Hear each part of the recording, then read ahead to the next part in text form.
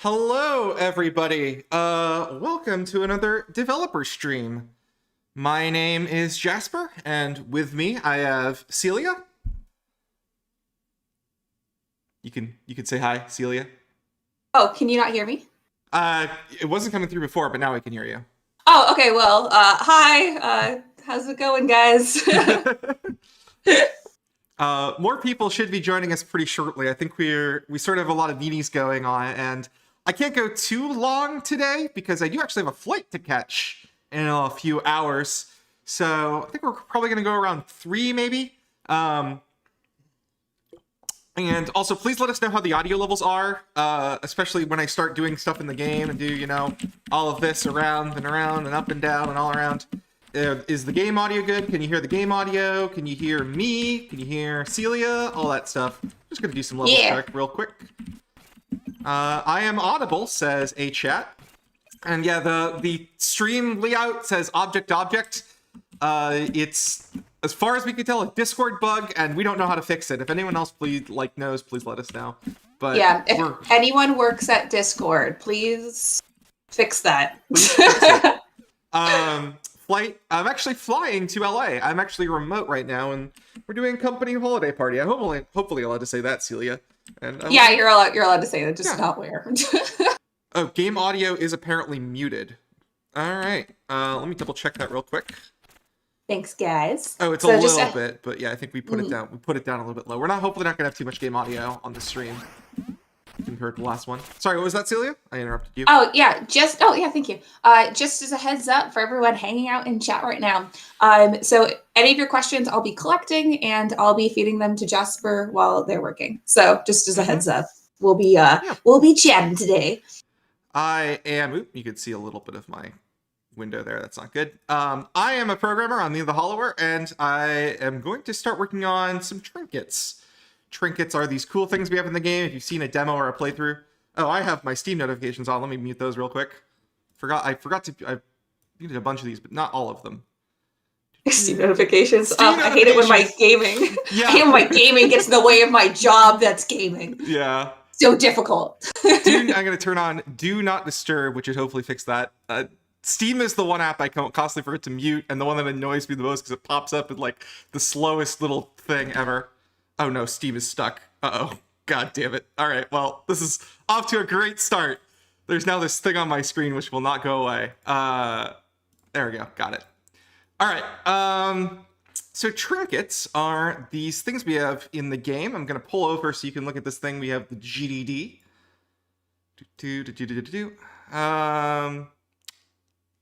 And this GDD is massive. There's a lot of stuff in it. We want to fix it, but for now it takes a while for Google to load it in. Quite a lot of secrets in here, but today we were going to do some trinkets. So I had 3 that I wanted to do today. I sort of looked over the list a few days ago and said, what can we put in the game that will be fun? And so I try to choose 3 of them. We're all slightly different. So we're going to do an air dash, which is a move that you can unlock for Mina. You equip this trinket, and she's going to do a little poof and then go over there. We're also going to do, I think, a fan favorite, a personal favorite, is the Wiggle Whip. This is an homage to Castlevania 4. Let me quickly show this. This is just a random YouTube video, and you can see the Wiggle Whip here. Come on.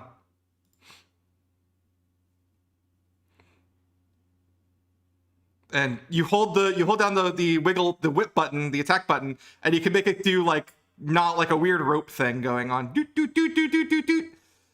So this is an homage to the Castlevania 4 Wiggle Whip, where basically you're going to be able to have Mina do random nonsense stuff with the Wiggle Whip. And the last one is pretty easy on the gameplay side, but it's going to be a fun animation to do, which is this, the resurrector, which is something that just basically puts you back on screen after you die. And the cool thing about it is not what it is, but this is the mock-up that Sandy made for it, and oh my god.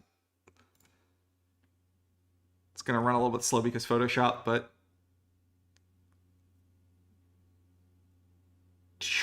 bam! So this is a really cool just really cool animation for when you revive, and I think programming this will be a fun experience for all of us. The stream is a little bit delayed. That's just, I think, YouTube and OBS working. Yeah. I don't think there's anything I can do to fix the delay. Maybe there's a setting somewhere. I'm not a streaming expert. My day job is this, not streaming, but I wanted to show everyone that. I'm more than happy to show off sort of how I work in stuff that's going on. Yeah, let's see if we can start working that. I think it's just, we're going to get right into it. I think I was going to start with the wiggle lip just because it seemed the most fun. So I already started hooking up a little bit of this, which is that I made it so that when you hold down the attack button, Mina keeps her whip out. And then from there, we're going to be hooking up all of the physics of that rope sim.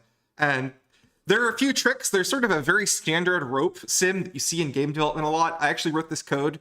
I've written code like this a lot before. And when I sort of sent it to another programmer, like, oh yeah, I'm probably going to do this. They're like, oh yeah, I also wrote that code before. The exact same code. So I'm going to very quickly just start writing it. So here we are in the whip component. This is what manages Mina's whip. And it's a pretty sizable weapon class. There's some features in here for stuff that we haven't shown to the public yet, but I'll just keep that for secrets. I started adding a little bit of wiggle whip code. So I added all the combat boxes so that when you extend out your whip, turn on Grok Combat, you can see there's now a bunch of these red boxes around the whip itself. That's what this code is doing, so that we have all these boxes that are going to start wiggling around. And I also had a little state, and I basically, right now, all this code does is says, like, when we're in wiggle whip mode, stop the palette flash, the sort of red-blue flash,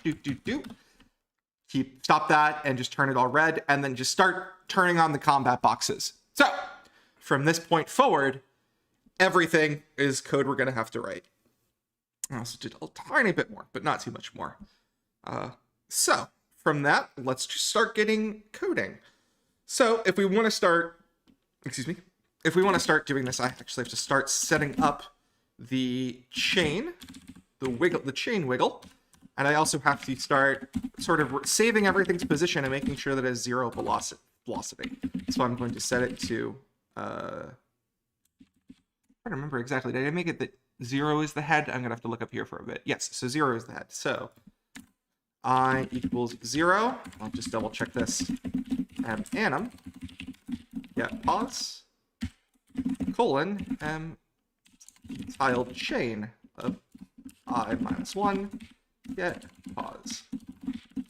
There's a dot. Really? So Jasper, as you're figuring this out, let's throw a question for you to multitask. How many runs of the game do you do for each trinket? It seems a lot to test for bugs. And that's by Darktown. Like full game runs?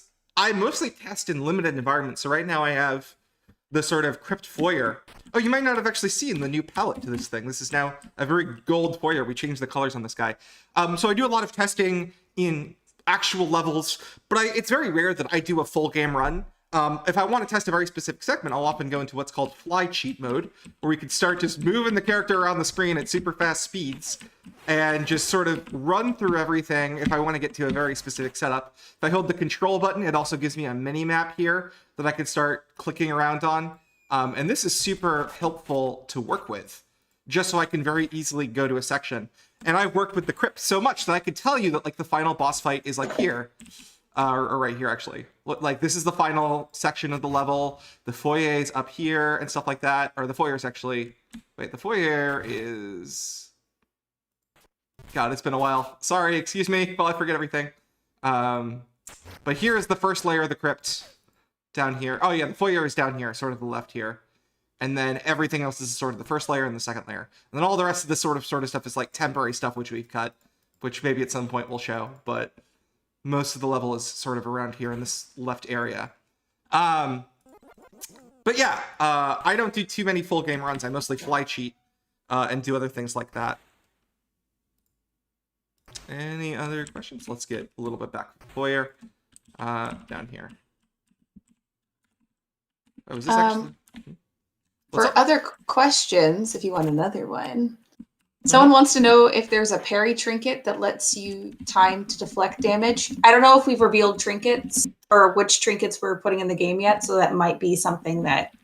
I mean, yeah, I don't want to say anything too much. Hopefully, at some point, some other colleagues will show up. I think we could talk about that. We have talked about adding a dodge trinket. In fact, if I go into the... Maybe show it off, although I forget exactly how it works. 16, it's this one. It says test name, but I believe if I turn off invulnerability, and I do this thing where... I think it's if I jump... Well, if I can apparently get the attack in. There is a way to basically, it's either attack right around here, or you either attack or jump right around the time you're getting hit. And I just forget exactly what it is. I did not hook up this trinket. And you should do a dodge, however, it seems like I forget what it does. How it works. Yeah, there we go. Yeah, and that might not have been the right one to equip. I know it's a little bit embarrassing, but you know, I'm not the only programmer on the team, and I do some of the things. But there are some things that people hook up that, like, I saw a new feature in this game for the first time 2 days ago, and it blew my mind. I'm not going to say exactly what it was, but that was something that apparently went into the game like 3 years ago that I'd just never seen. So I don't know everything. I'm going to be completely honest. But I am in charge of hooking up the Swiggle Whip, so let's get back to it. So That's awesome. So one more question. Is there something recently that you've been proud of adding to the game that you can talk about? No spoilers. Ooh. Oh boy. That's a hard one. Honestly, a lot of what I've been doing recently has been sort of more systems level or audio level work, or system level or engine stuff. So I've been doing a lot of engine optimization lately, looking at different kinds of features and graphics and audio and slotting that all into the engine and finally the game.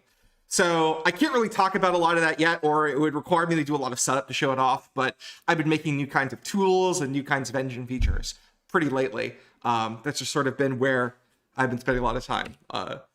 I've been also doing some other stuff which has been really fun, but I don't think I can show that off yet. Sorry! Let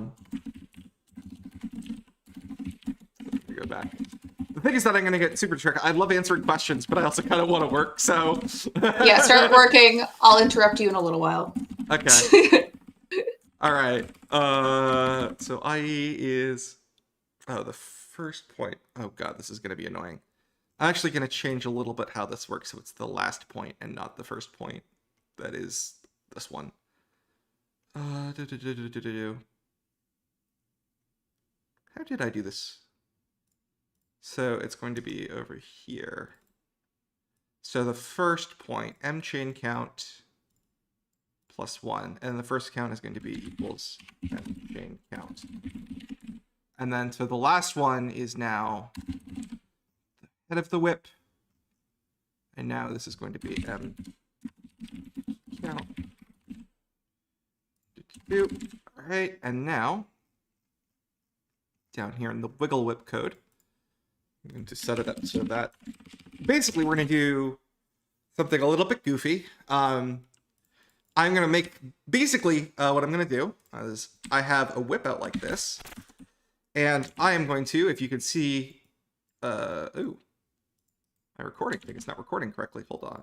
Oop, wrong. This between the chains are constant, basically. Making sure that that distance is maintained between the chains. That's going to make it flail around. And since I'm maintaining the distance, it's going to adjust the velocities. It's going to basically make it look like a rope sim. This is sort of a classic thing that developers have known for a while. And that's exactly what I'm going to be doing here. So I'm first going to start adding some gravity. And I'm going to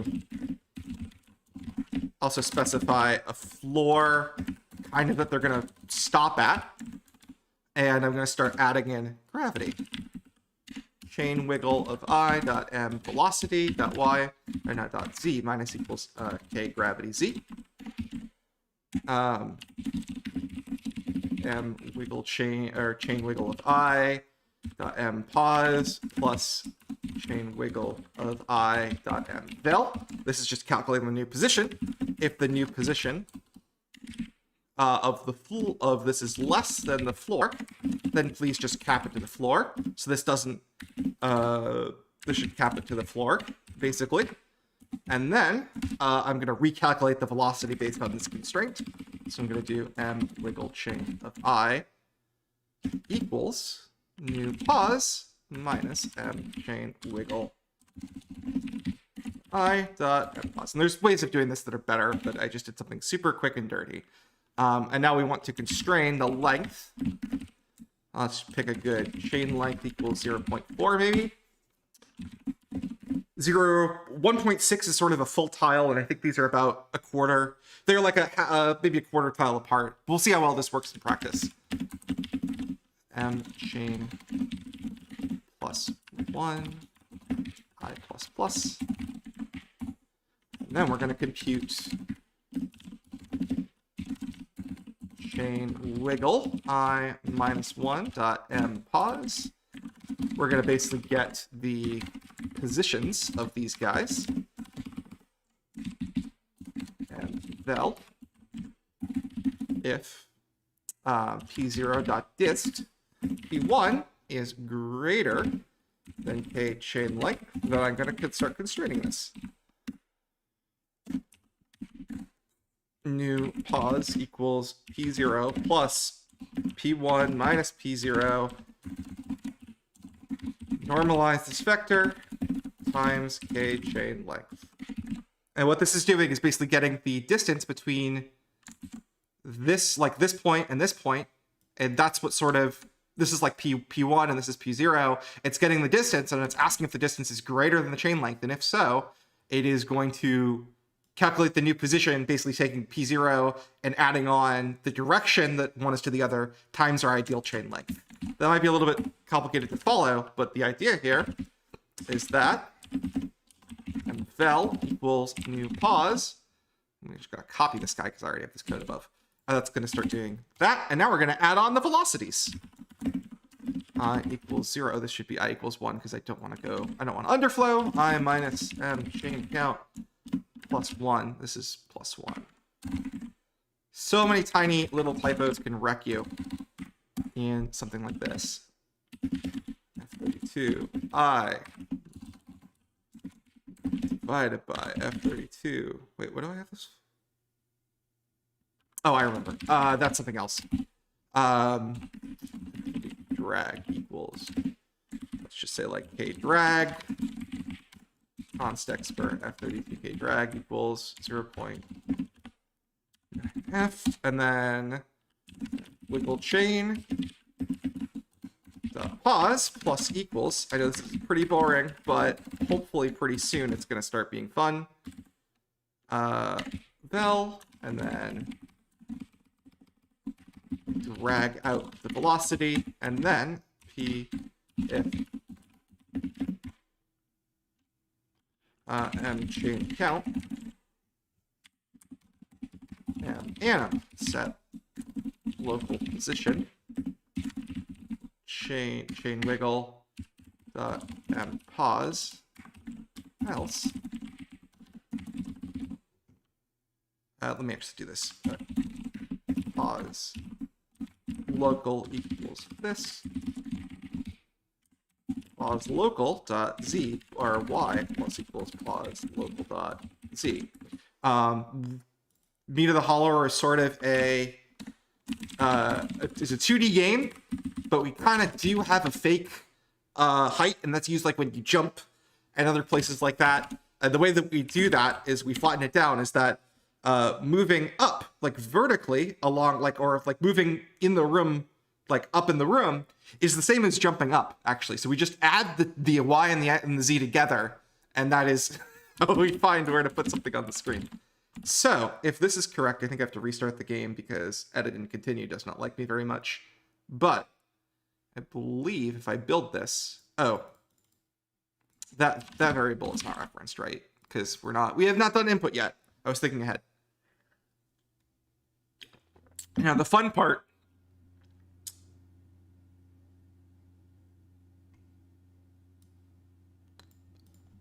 is trying to see if this breaks everything.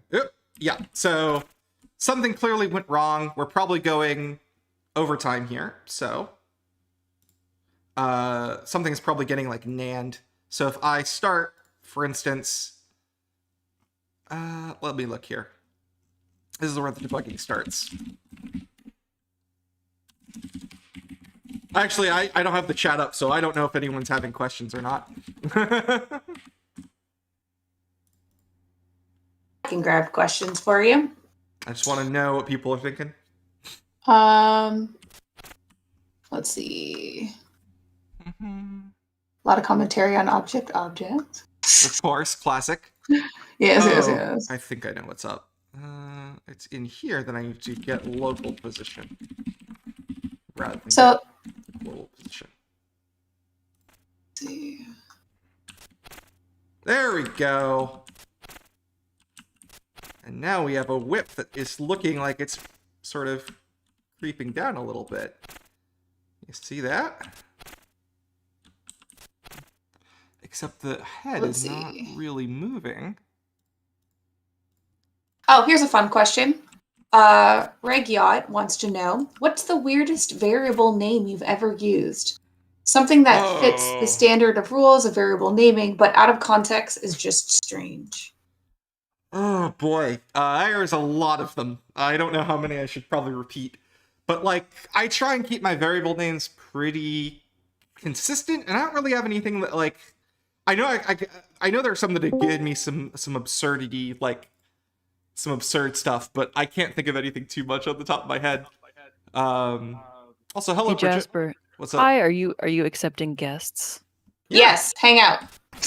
I'm so lonely. Help me here. Help me solve problems. Here, okay. Do you want any help answering questions too? That would be wonderful. I mean, I love answering questions, as you know, but okay, I'll just message. I think there is an issue here where this guy is not getting constrained. It is getting the velocity applied to it, but it is not. It doesn't look like it's getting constrained, but I will figure that out later. Somebody's asking about. I think you made a comment, Jasper, about the YZ movement and jumping and how it's all it's 2D, but it's also 3D. Oop, that's a bug.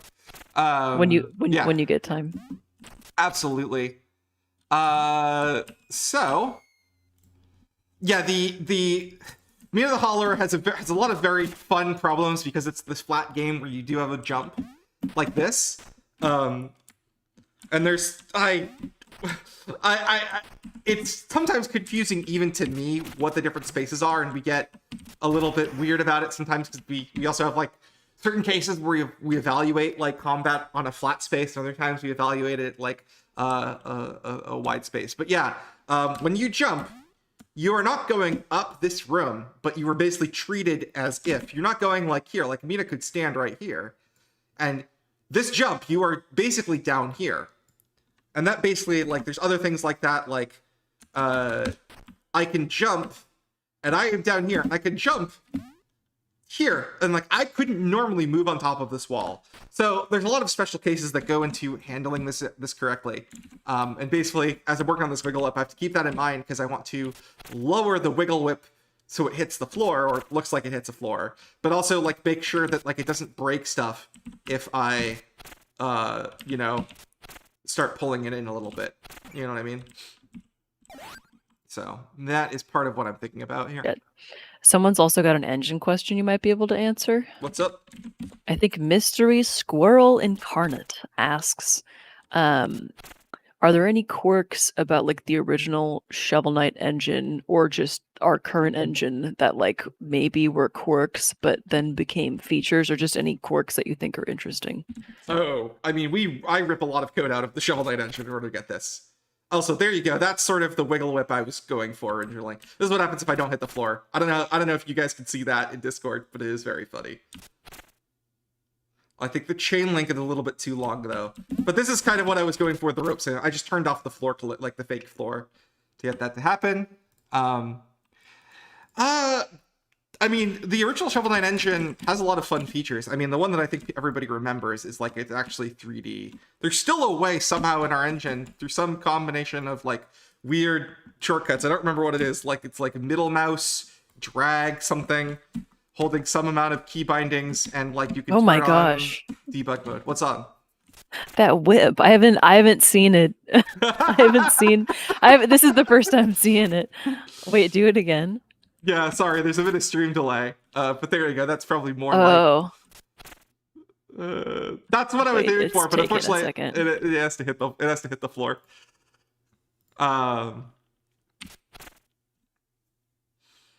There you go. It's a very, very, very fun. Oh, wiggle. that's so funny. So wait, and the trinket just is like once you whip, it just flops. Yeah. Well, I haven't put the floor back. I was trying to test my physics code because it looked like it wasn't doing a lot, and I was curious to see if the physics code was actually working. So I removed the floor, but now there we go. It's a little bit too strong. I need to lower the dampening back down to like maybe 0.7 or something like that. But there you go. That's sort of what I was aiming for with the physics. I think it was just I had my chain length set too high, so it wasn't correctly constraining. All right, there we go. And the idea here, oh yeah, that's right. If I hit a wall right now, I'm holding the thing, it doesn't work correctly. But there you go. So the idea here, that's sort of half of this. The other half of the GDD here, if I go back to wiggle whip, is right. So here's what the GD says. Once you're in wiggling mode, press the D-pad to wiggle the whip around with a light simulation. Each directional press moves the whip head in that direction. Mina can move using her regular charging mobility as her charge whip upgrade. Oh, I don't want to do that yet. We're not thinking about charging yet. There's some complications with that. Jumping, throwing a relic, performing an action, getting hit cancels the wiggle. That's all correct. I think right now jumping will not work, but I can make that work relatively easy. The whip ignores collision, as when wiggling around, it just goes, oh yeah, the radius is just along as Mina's regular whip range. Your facing direction does not update when you are wiggling. Hitting enemies with the whip as you wiggle does damage. All right, so the next thing I want to do is I want to only turn the combat boxes on for all these combat boxes. If I turn on draw combat, you can see at these combat boxes, the red is sort of always active. I want to only turn them on when the whip is moving. So, draw combat. I'm going to set it here so that in here, it is going to do combat wiggle of I dot m set enabled, I think, or set attacks enabled to chain wiggle of I dot m vel dot, like, let's just say like whether it is like more than 0.2f. I don't know what's a good threshold, but basically if that segment of the chain is moving, I'm actually gonna make that lower, like 0.5. If that segment of the chain is moving, it'll only have combat when it's moving, right? So Yeah, I wanted to ask, like, when it wiggles, like when it just kind of flops down, does it still have combat, or is it purely like it has combat, but I want to turn that off. I want to turn it off so that it only Oh no. Richard, that's what the GDG says. That it should have combat when you Yes! wiggle it? Yes. Well, I guess. Hitting winged enemies with the whip as you wiggle it does damage. Okay. Well, I get that part. I think is fine. I think Yeah. I would be thinking about like if it overextends, and then we run into like the usual issues. Oh yeah. But like, I mean, is it possible to overextend it though? I don't know. I think we're gonna have to tune it a little bit, but basically, I think it's gonna have like a slower repeat rate or like a longer timeout, and it's gonna do less damage. I think is the answer. However, I haven't really hooked that up yet. That'll require like modifying the combat data, as you know. So let's start making it wiggle when you hit the D-pad. So is input down? Let's start with up. Wish there was a direction thing, but maybe at some point I'll write that helper. I'm going to inject some velocity or some acceleration. Accel dot y plus equals 1.0. I'm going to test this after. Through speed equals. Let's do that for now. Okay, speed. I'm sure you can write this in a better way that isn't just copy paste 4 times, but I'm doing what I can do quickly on a stream. Hey, I'm gonna be right back. All right, and leave me all alone here. Perfect. All right. No, I'll be right back. plus equals Excel. All right, and now the idea here is that that's the GDB. Yeah, I can start wiggling it around on the ground, and I can break stuff because it's going to go through collision a little bit.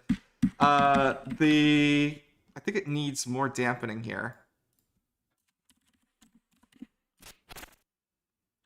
There we go. Maybe a little bit more friction.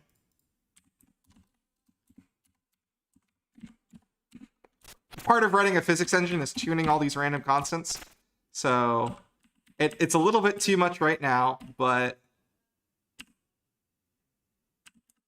I think the chain length needs to be longer. It was working well when I had no floor gravity. Oh, maybe if I do .2xy here, it'll behave better.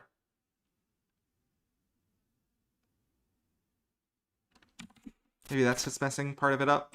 A little bit. Yeah, writing physics engines is always a pain.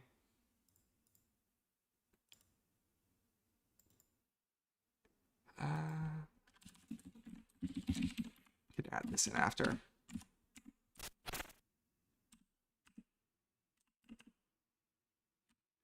Let me increase the chain length to 0.4 again.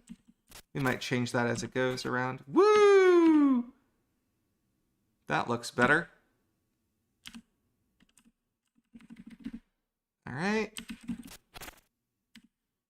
So that chain length is fine. I think it just needs a little tightening up here.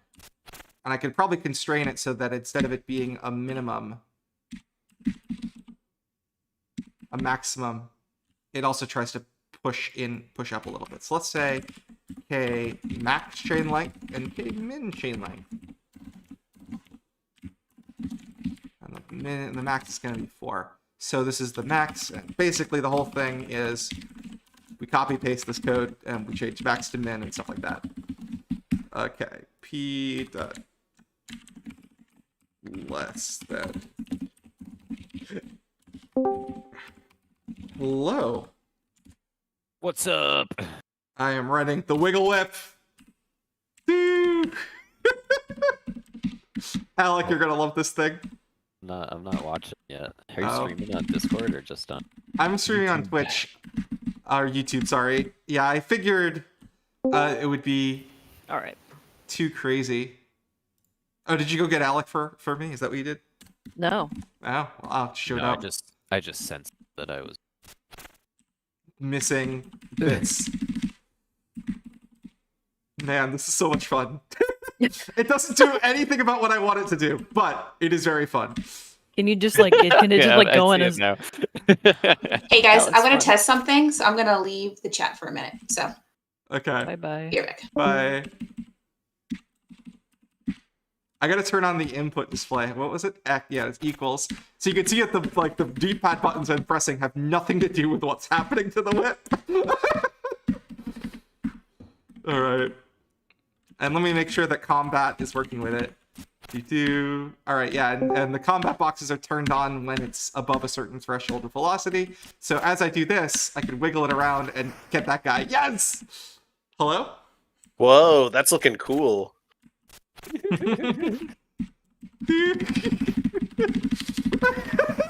I mean, part of this is because I'm invincible. I hate to think what would happen if I turn off invincibility, because I've not tested like the state escape code, but Gotta like move her arm.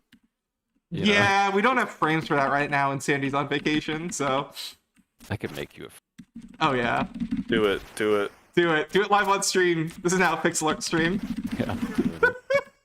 Oh, I mean, getting I think words. we just need one frame, like her elbow and arm, like going back, like a Yeah, pixel. but you need it for up and down as well. Oh, for every direction. Yeah. Well, I mean, left and right are just mirrors because we don't have the cut in. That's the thing about That's- making a top-down game, y'all. You gotta draw everything from Three anarchic times. 3 angles, up, down, and left and right are like. Yeah.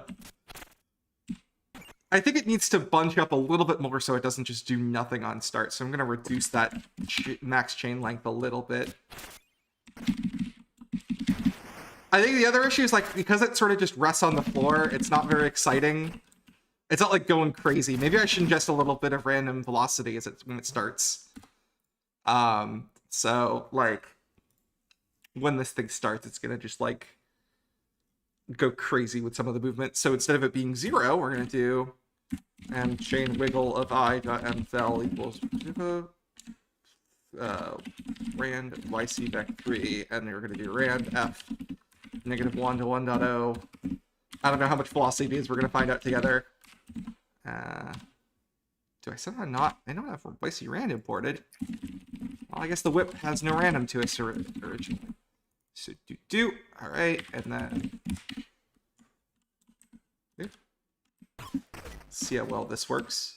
I'm gonna turn off draw combat because we confirm that that's working.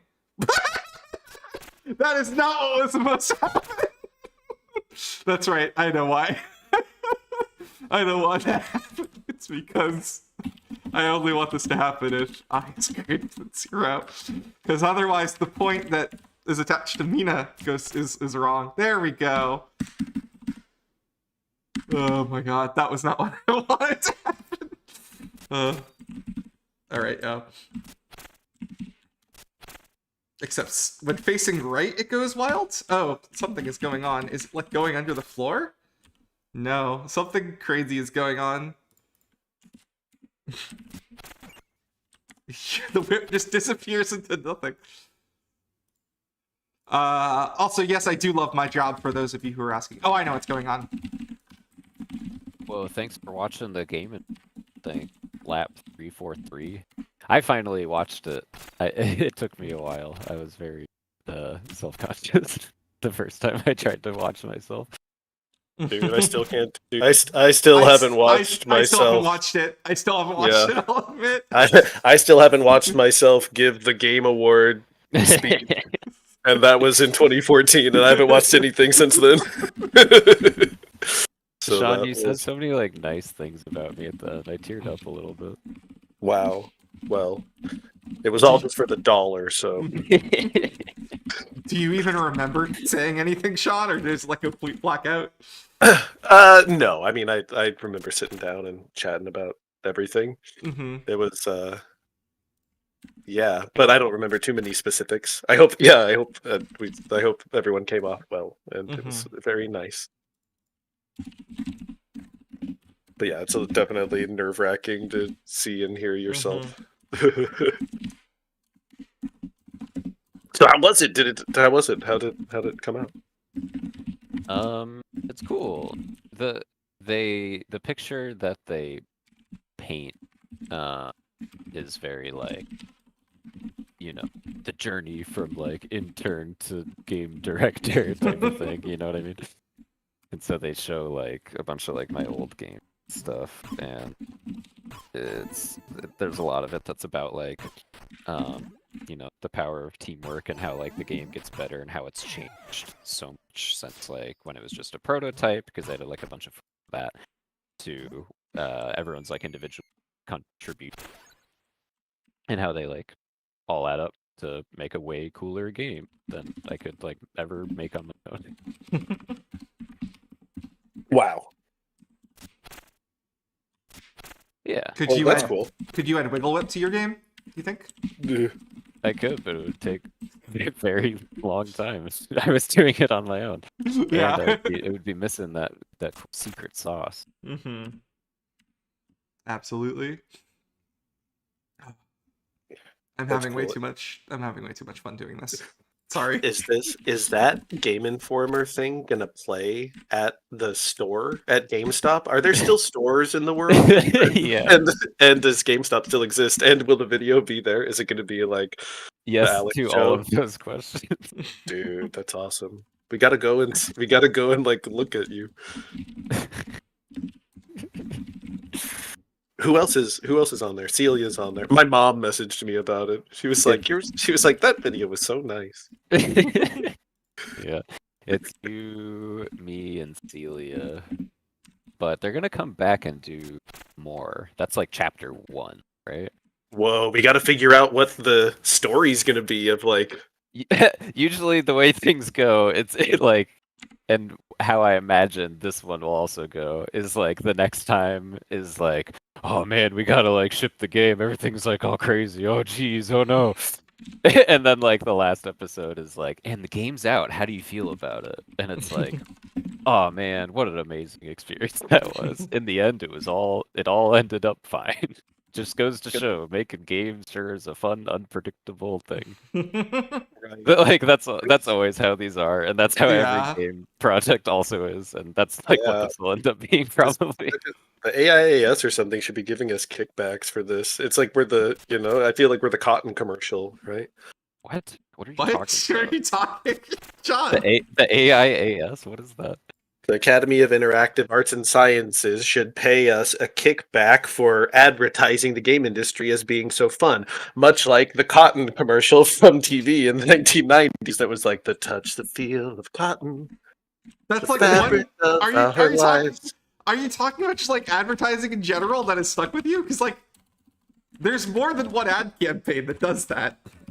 Yeah, Like, I guess I was thinking. Like, I was got thinking milk about is maybe a more cultural relevant touchstone for that. or beef. It's what's for dinner, Yeah, that one too. or pork, the other white meat. Mhm. Anyway, sorry. I haven't seen that cotton commercial, but I have seen that episode of 30 Rock where Jenna gets a brand deal for representing the wool corporation and like the wool Right. industry, and I think Right. they're riffing on what you're talking about. Yes. So in hindsight, that makes sense. There was a period of time in the 90s where there was like a renewed focus on advertising like staples like that for Yeah. like cotton, pork, milk. I don't know. I'm sure there's some strange history there that I don't know about. When I was growing up in New England, there was actually, I recently found it was a local one for New England, just on the concept of eggs. Yeah, that's right. The incredible edible egg. Well, in this case, it was like support your local farmer, and Okay. it was they had the slogan which was brown eggs are local eggs, and local eggs are fresh. What? Okay. Which turns out is not true in any way. Right. I'm There's- imagining me as a kid watching that and be like, yeah. Okay. Yeah. I would just believe that. It's completely not true, and it was Yeah. like a consortium of local farms that had chickens that mostly laid brown eggs or whatever. Because it's Right. basically it's like just like a breed thing. Like the chicken is brown if it's a brown chicken and white if it's a white chicken or whatever. It's Right. literally just a breed thing. That came out wrong, but you know what I mean. Yeah, I get you. So it had absolutely nothing to do with like the freshness of the egg or anything. It was just that. But it was a farmer consortium. Anyway. Zero asks, is this Wiggle Whip for fun, or will there be puzzle solutions that you... So far, we're trying to make it so that you can play this game like whatever loadout or playstyle you want. So I would say nah. Yeah. It's just Come on, you got to go to like the Wiggle Master, and he's like, "Hey, are you can you wiggle like me?" And it like does something that looks like that. something like that seems okay, but what won't happen in this game is you get to like the 6th area and you're like, I don't know what to do, and it's like, dude, don't you know you gotta go unlock the Wiggle Whip, equip that, and then like use it here to open the door. That's like the Zelda stuff we're not doing. The dungeon item is a wiggle whip. That would be amazing. I guess they kind of did that with like the ball and chain or whatever. Similar Yeah. concept. Or the time you just got like a skateboard from Twilight Princess as your dungeon item. That was a fun time. So awesome. Man, It I was wish you cool. could use that like I know. anywhere. I know. Instead of like only in 2 spots in the game. Someone made I think like a cheat code that like actually gave the spinner like actually good physics, and it's very fun. I played with it when I was a kid. You know, even if like it just was fun to use on like slopes and normal terrain, like Yeah. I would think an objective of that item should be, and when you use it in Hyrule Field, it's like pretty cool. Yeah. But instead, It's you you launch at like 3 miles an hour and You hover slowly in like place. slow down even more than that. It's like, you what? hover in place for like Yeah. a second, and then it auto stops you because you're going too slow. Yeah, it's ridiculous. It should be like a top. Yeah. You know, like the thing that it is. Like you spin really fast and it's like kind of unpredictable, but then when it like hits an enemy, it like bounces you pretty good. So if there's like a lot of enemies around, you can knock into them and like really get going and deal some damage, and it's kind of wacky and fun. Yeah. But instead it's like a platform, but really slow and not useful for anything unless there's a track. Yeah. All right. Anybody have any good, interesting chat comments or questions? Because I think we have a couple questions about like kind of people are noticing like palette shifting. Oh yeah. And are just a little curious about what's going on there, just the basics. So you mean like the white, the red and green flash of the whip, red and blue flash? Excuse me. Sure, or like when Mina like walks in front of the window and she gets like a little. Oh yeah, the pit darkening. Yeah, this is a feature. I actually recently rewrote this feature. This is one of the things that I was excited about. Was I built a whole pipeline for this.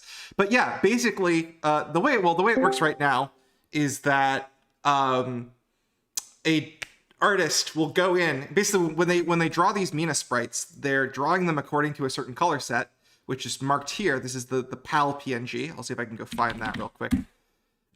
Show a palette PNG. Yeah. Show the whole folder of them. Show the palette. Can you show the editor? Is that against the law? I probably can. I just don't want to risk it. Yeah. I mean, yeah, don't risk opening that. I mean, I'll risk it. And then here are all the colors. And a lot of these at the right-hand side are for like weird effects, like when she's in water, she'll like have a little water thing around her. So that's like a little strip, right? Yeah, of that's colors. like it's Show it big. Zoom in on that. I've zoomed in, but I think you guys have stream delay. But yeah. No, like double click it and like in like photos or whatever. Oh, I've done that, but yeah, the stream is delayed. Oh. Yeah, Alec, we're like 10 seconds behind. We're like 30 seconds behind. Sorry. Yeah. But yeah, all of it's like done by hand. We don't cheat any of it. Yeah. We make the palette and we say what colors it should change to, so that we have Yeah. like total control over it. Nothing is like being like tinted and using like new colors that it makes up.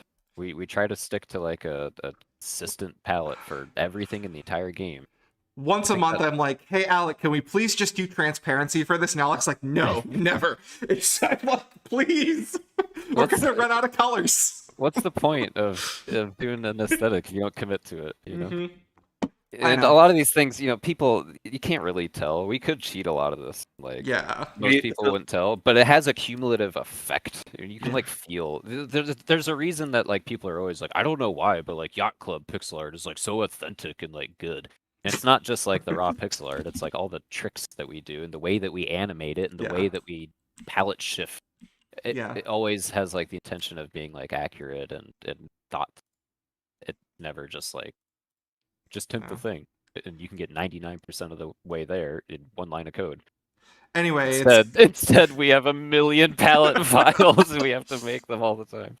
So for those who are wondering, I recently wrote a tool to make the lives of Alec and Co much easier.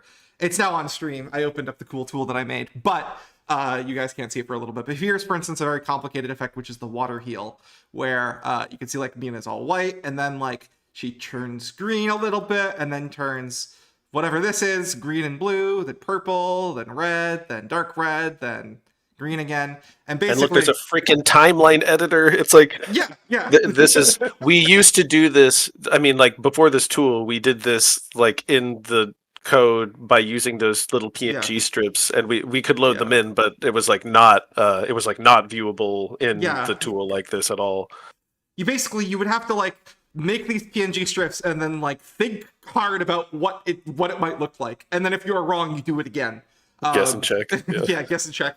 I don't even think we had a tool for you to actually just see what stuff looked like in a different palette until a programmer hooked it up. So this is actually a tool that you could actually feed these PNG strips in and just literally go ahead and edit this. And this is a palette flash tool that I made. And so we have a bunch of these now that we're making and have made and will make in the future. And basically the idea here is that all of our palette stuff, fancy palette effects, will go through this process. Stairs enter is another one. Oh yeah, this didn't dock correctly. Apparently stairs enter is missing something. So I gotta go mina.anx. Mina.anx down here.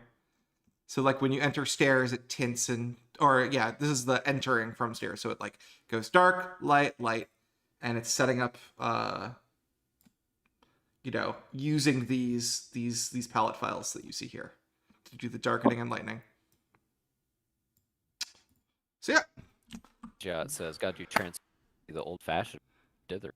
That is how we would do it, but I feel like our house style, for some reason, it's like don't dither. We have some minor dithering somewhere. I think there's like some checkerboard stuff, in a few places. In my like solo art, I used to dither the heck out of everything, and then I met Waz, and he was like, "I hate dithering. It's a cheap shortcut." He said something like that, and it like stuck with me. Oh, if you want a fun bug that I was investigating last night because I noticed it while setting up the stream, there is a missing tile of fog here on the left that is going to drive me crazy. I'm going to spend an hour or 2 or 3 figuring out where on earth it went. I've been investigating our rendering because just to make it more efficient and optimize it. Anyway, I think I'm done with Wiggle Whip for now. Unless, Alec, what do you think Wiggle Whip should do all over a pit? That's not a question that we have answered right now. Should it just not react, right? Yeah. It can't like go in the pit. Yeah, that's what I was thinking. Like, it's kind of awkward, but I think it's fine for what Wiggle Whip is.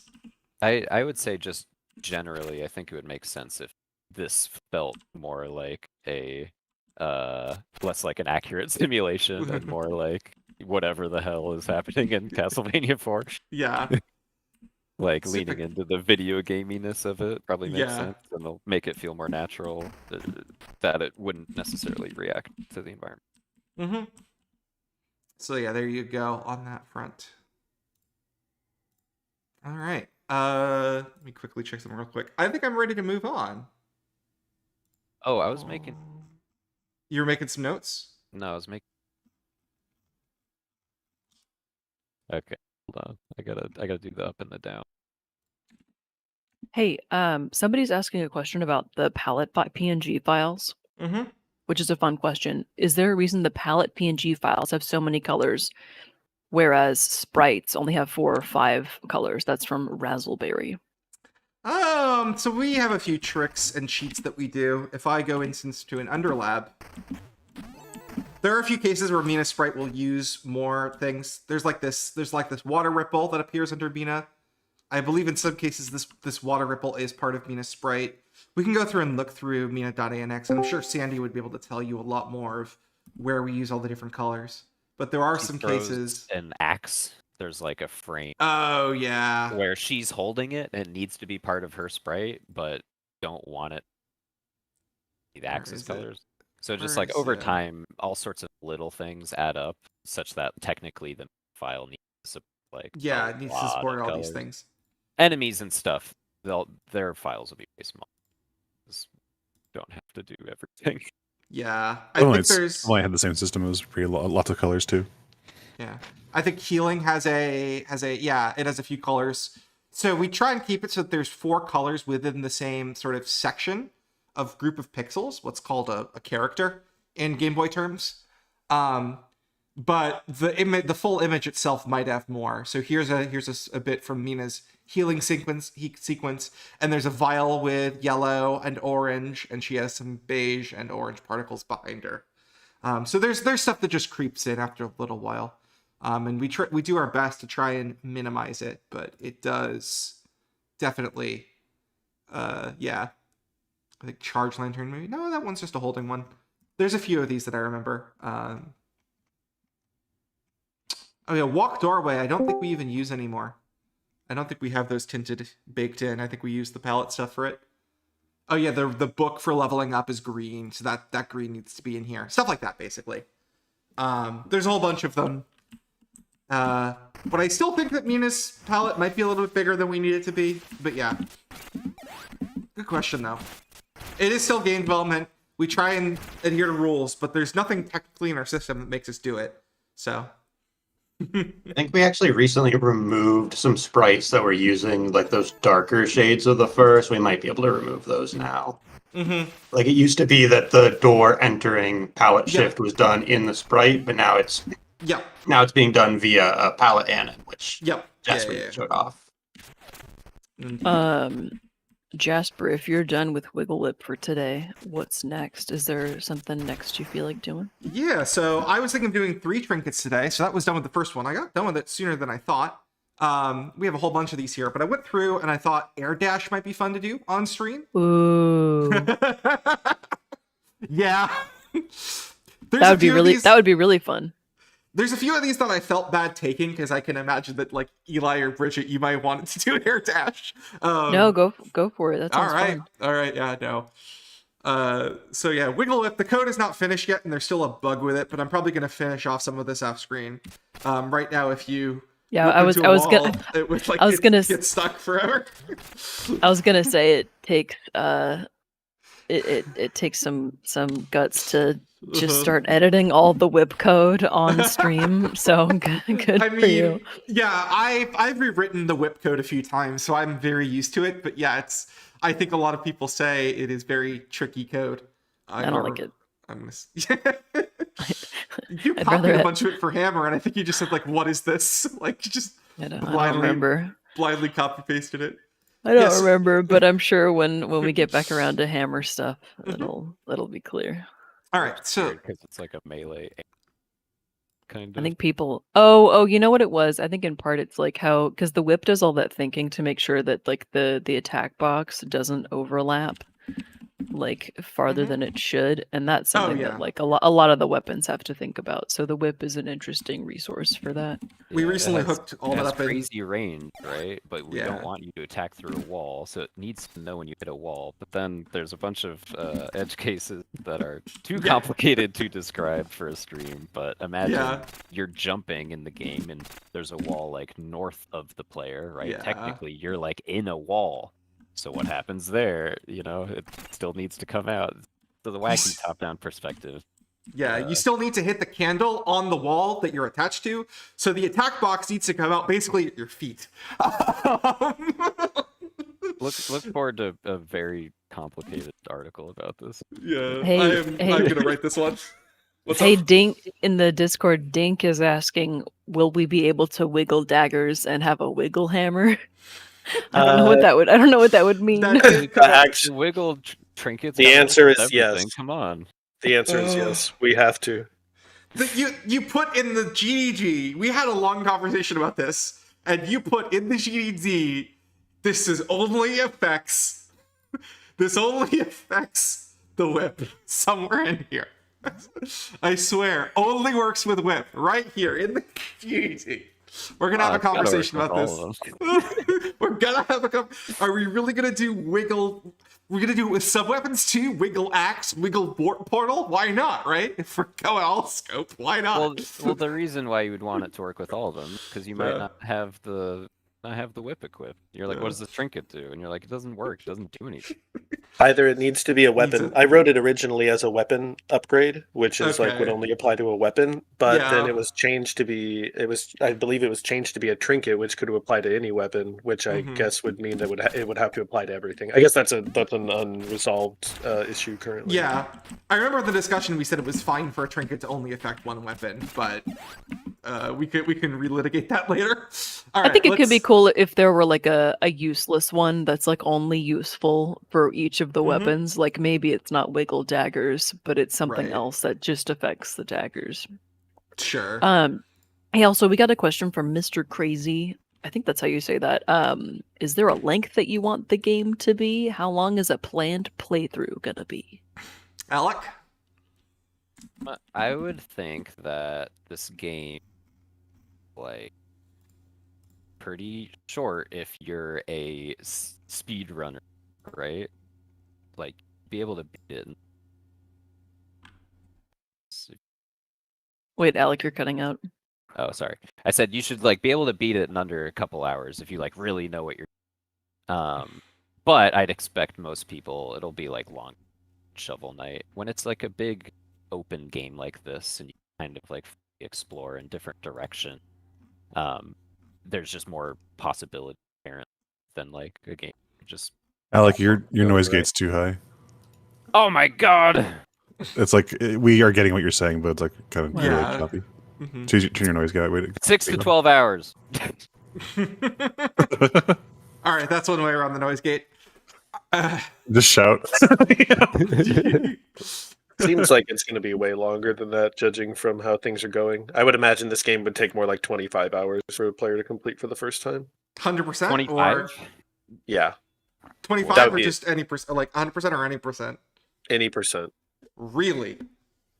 I mean, I don't think 25. That seems excessive. That's based that seems- on the amount of Seems- time that it's taken for players to play through the content that we have, the amount of like backtracking and like going around that they're gonna do, like in an exploration-y way.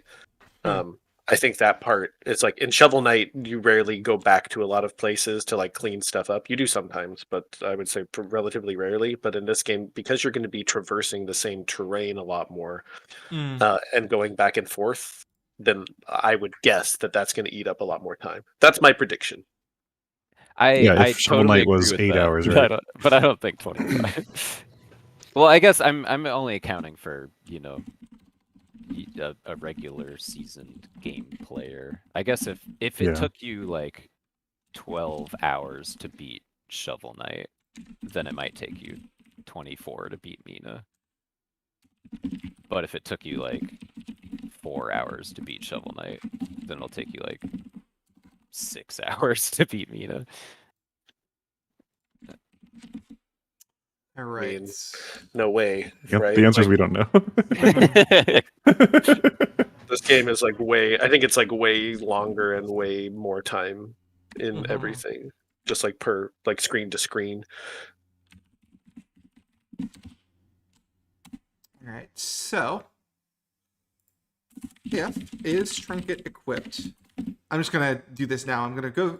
I just read through the GDD. So for the air dash, press jump again while airborne to do an air dash that moves you laterally. Mina strikes a cool pose, goes about 2 tiles, 1 3/4 tiles, moves pretty quickly, so it's useful as a dodge. Velocity is constant. Once it's done, velocity decays pretty quickly, so you can't fling yourself super far. It goes in the direction you press. Player can redirect themselves with this. Goes in 4 directions. So it just goes in the direction you press. If you don't press any direction, you just press jump. Does nothing happen, or does it go in the direction you're facing? You go in your facing direction. Cool. If you hit a wall, you just hover against it until the dash is over, right? And then after the dash, Mina goes into a jump somersault animation. So it's back into jump fall, basically. Continue holding the button after an air dodge to burrow when you hit the ground, assuming it's on an initial jump and not an emergent burrow.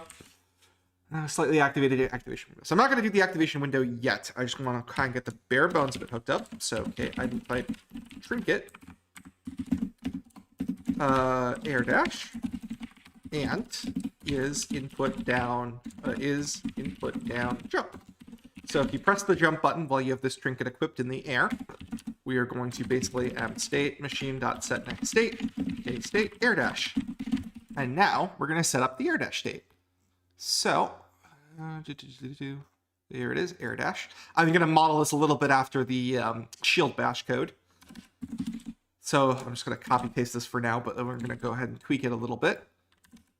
Don't want the shield bash counter. I don't want the sub weapon cost. And it's probably going to be an initial velocity with no acceleration. So I'm just going to say like this. We are going to set the facing direction from the direction you're pressing if you are pressing one. You're going to go into the air dash state. And we're not going to set anything about the shield. And there's no combat box. There's no attack.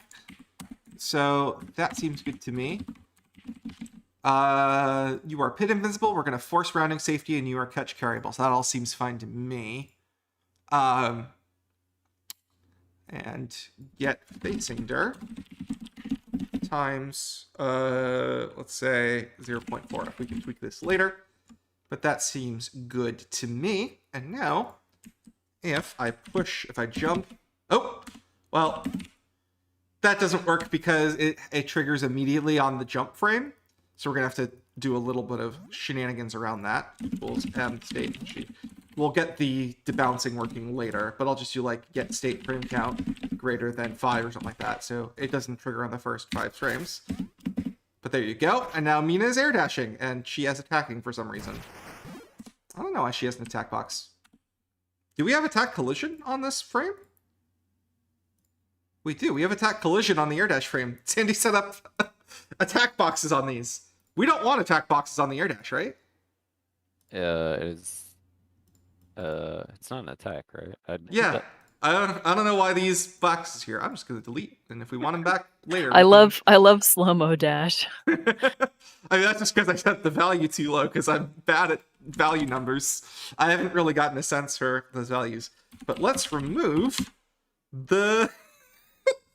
It is very funny to me that Sandy set up attack boxes on that air dash. Because we don't do anything special to like turn on the attack. It's just that there are attack boxes there. So I'm going to rebuild those assets, and then the game is going to reload at some point. And now, if I do that, yeah, I'm just going very slowly. We're going to need a defense box on that at some point. I think the defense box is too slow right now. Oh, we have the jump. We have the crazy jump attack box thing that like tweaks your jump attack box to limit it. I don't know what we're gonna do about that. Maybe that's fine. But yeah, air dash. Let's go ahead and do like, what exactly does shield bash do? Just like 4 maybe, and then get facinger minus 0.2 after something like that. Hey, Jasper, while you're thinking, I got a question for design folks. Will we let people just farm bones and level up like crazy to make the rest of the game easy? That's from Lap 343. I would say the game will be much like a, like any RPG, like a Dark Souls or a Soulsborne, where as you farm, which you can do, the value of what you're getting is no longer valuable to you because you level up and then it's like scaled down. So you would be able to do some limited farming. Also, like the bone pickups and things, I don't think respawn, do they? Yeah, we've got like some settings in there so that like when you kill something for the second time, it just gives you like a magic pickup, right? And like once you if you pick up bone pickups in the world, do those come back? Like, a 5 bone pickup? I think if you totally leave a zone and come back, I think they reset, but it's hard to remember because like we only ever play like the demo. Right.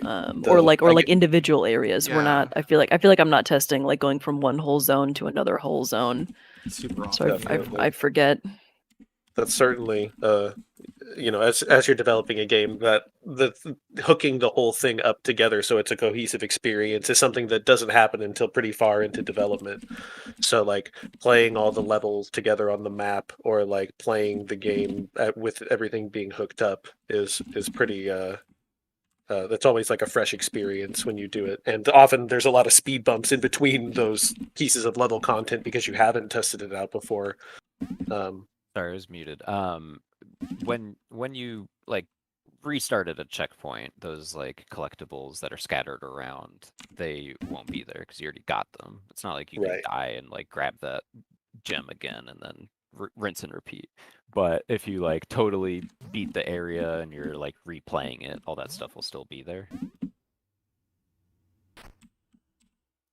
Sean's point though, I think, is like mostly correct about all this though, which is that like part of the fun of it being an RPG type of game is that you can do that kind of thing, but like we're going to strive in every way that we can to make sure that you are not incentivized to like farm, and doing so would not be nearly as effective as just like moving on to another area.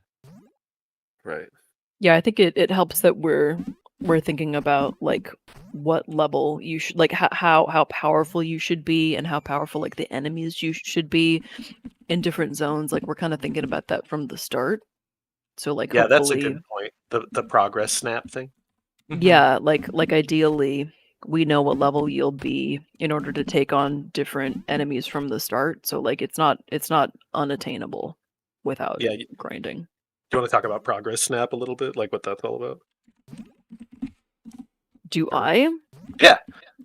It seemed like you were about to, like you were going to talk about it. Oh, I mean, I didn't have much. Basically, like it's a debug setting that we have when we're playing the game, you can set your level to like a specific tier. So, you know, like we're intending some levels to be levels that you tackle maybe before others. So when you do progress snap, it'll like set Mina's level to like a value that corresponds with, you know, like a level that you would approach the game at different points. Does that make sense?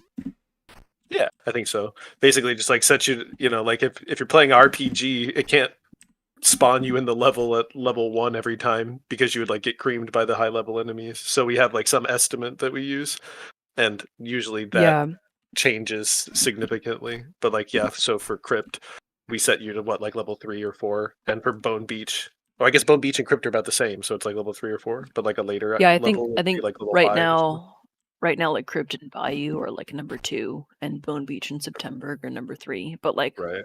it's not hard to shift them around. It's also useful because like if like we can test how effective like the player would be fighting against, you know, let's say the Crypt boss at, you know, at Crypt boss level or below or above it. So it kind of helps. It helps test that. How many whips does it take to kill Yeah. a blob? You know, it's like the number of whips makes a huge difference, so we gotta keep that in mind a little bit. All right, let's see. I'm still just dialing in these numbers a little bit, trying to get it going a good distance with a good speed. I think Alec might be able to help me. This is going a little bit too far, but I like the speed on that, so I just have to pull that in a little bit more. I'm on a 30-second delay, so. Am I at least using the grid now? I see a grid. Okay. Yeah, so I'm just dialing in those numbers. Usually, yeah, in development, I will be like doing something like this, and I will be just sending GIFs or code check-ins constantly to Alec, being like, "What do you think of this? What do you think of this? What do you think of this?" Right. So yeah, this is not too complicated. I think the last thing I have to do, which was from Sandy's notes, Sandy wrote a bug here and added a new effect. Poof air dash, which should spawn at the location where the dash begins, rotate the poof to match Mina's dash direction. So if I go over here and grab in... That'll definitely help sell it. Mm-hmm. That'll be cool. And I'm sure Jake will think up a fun whoosh sound. We can get that going. All right, so this thing is normally facing left. Or facing right, actually. So that's fine. I need to go in here and I need to do... We have this giant file we call anim effect util, where we basically put all of our particle effects, and we all just put all the settings for all of them in here. So I'm going to go ahead and add in a new poof. Do you have a player section? I don't even know if we have a player section. Is there... Oh, I see. I guess would you just rotate it for like different directions? I see, like up, down. Yep. Dash, let's do like poof dash or something. I don't know what we call this. Poof air dash. Poof air dash. And then I pass in a position and I pass in a rotation. I forget. Do we have a way of... I forget if you do like facing direction. Oh yeah, we do have facing direction, so I can do YC-3 facing direction. And then in sealing dirt particle, I can go down here and I can do somewhere here. There is the sealing effect particle. I'm just going to copy paste it for now, but remove most of the code. Air dash poof air dash YC vec facing dirt. Oop. Thank you, Adobe. I have 3 creative cloud updates available. Isn't that amazing? My God, I hate the creative cloud. I've never been there and I'm never going. You're gonna have to, because we don't have CS6 licenses anymore. Oh no! You found one though. Woz gave you one or something. No, it still says your 30-day trial is going to expire. Please put in a new code. I just never closed it. If my computer ever reboots, then I can't work on the game anymore. Mm-hmm. I mean, yeah, I forget exactly what render priority I want. Render priority underscore player minus 0.2 or whatever. I'll try that out, see if that works. And that should be good for poof air dash. So I need to go into the Mina code and then do anim effect util poof air dash, and we get pause plus some tiny amount to like offset a little bit, and then the facing dirt get facing dirt. Hey, Alec. If I'm lucky. Some folks in Discord were talking about how at the moment we don't have any block pushing puzzles. Oh no, boy. How do you feel about that? That's something that's come up a lot, and it's because it's emblematic of like a big difference between this game and Zelda.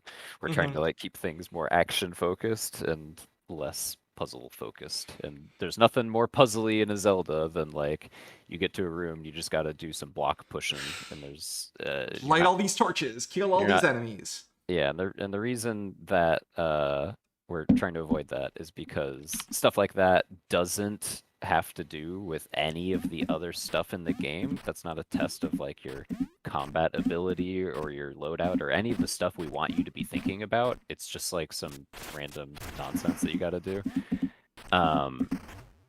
And because it slows everything down, because that's a room where you don't do it, and then you like reset the room and you try it again, and you're like, ugh, and then like you load that room like 8 times, and then you're through there, and you can finally move on. And it seems like we are gonna have more fun things for you to do than any of that. So we don't need no block pushing puzzles. We've joked about like there should be a block pushing puzzle, but then you just like destroy all the blocks. You should go to like the block pushing like palace, or like the tower of block pushing, and it's just like all Sokoban all the time. We could be. How fun would that be? Just a little one room. I think you said something about like how, yeah, like you like push all the blocks for like in the middle of a dungeon. You do this giant block pushing puzzle or something like that, and then you get the crate breaker after, so you can just break all the blocks next time. Right. It's like in The Witness. I kept saying like when you like instead of that laser, it should just like it drops like a BFG into your hands, and you're just like, all right, it's on. You just blow everything up until you go to the other areas. That's like really what I was hoping was gonna happen. Have you played The Looker? No, but I saw. Really fun. You should play it was recommended to me on Steam. Yeah, I played it recently. It's pretty fun. All right. When you do get a gun. That's funny that someone really made a parody. It's very good. It's very good. That was your idea, Sean. They made exactly what you want. Yeah. Well, I'm sure I'm not the only person. Obviously, I'm not the only person. It's actually all the things. It's like a bunch of nonsense dialogue that like sounds esoteric. You guys can't hear my keyboard, can you? Is that really obnoxious? Nope. No, not at all. Oh, thank goodness. Okay. You can hear mine though, I hope. I got a mechanical keyboard that goes clicky clack. Yours a Nope, little. can't hear it. Only a little. Aww. All right, let's see. All right. The Looker.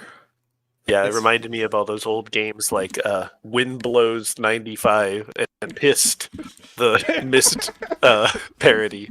I think that's too obscure for like our audience. But if you know what the Looker is and you don't know what Pissed is, then you gotta learn your history better. I'll post it in the chat. Don't you know what Mist is? Don't you know what Pissed is? Aren't you 40 years old? What the hell is Pissed? It's Pissed with John Goodman. How do you not know Pissed, Bridget? It's a parody of Mist that was made by like really unfunny people. And I'm sure that makes it actually funnier now. No, it's bad. Oh, Don't play Pissed. Don't get the good story that I have is I went to GDC one year and I managed to sit at the lunch table with the people that made Pissed, and they were the like worst grifters you can imagine. And it was of course they would be. That's so funny. They were like all in on it. And I was like, okay, that's retribution. That is the funny joke of Pissed, is that they're actually just not good people. Oh no.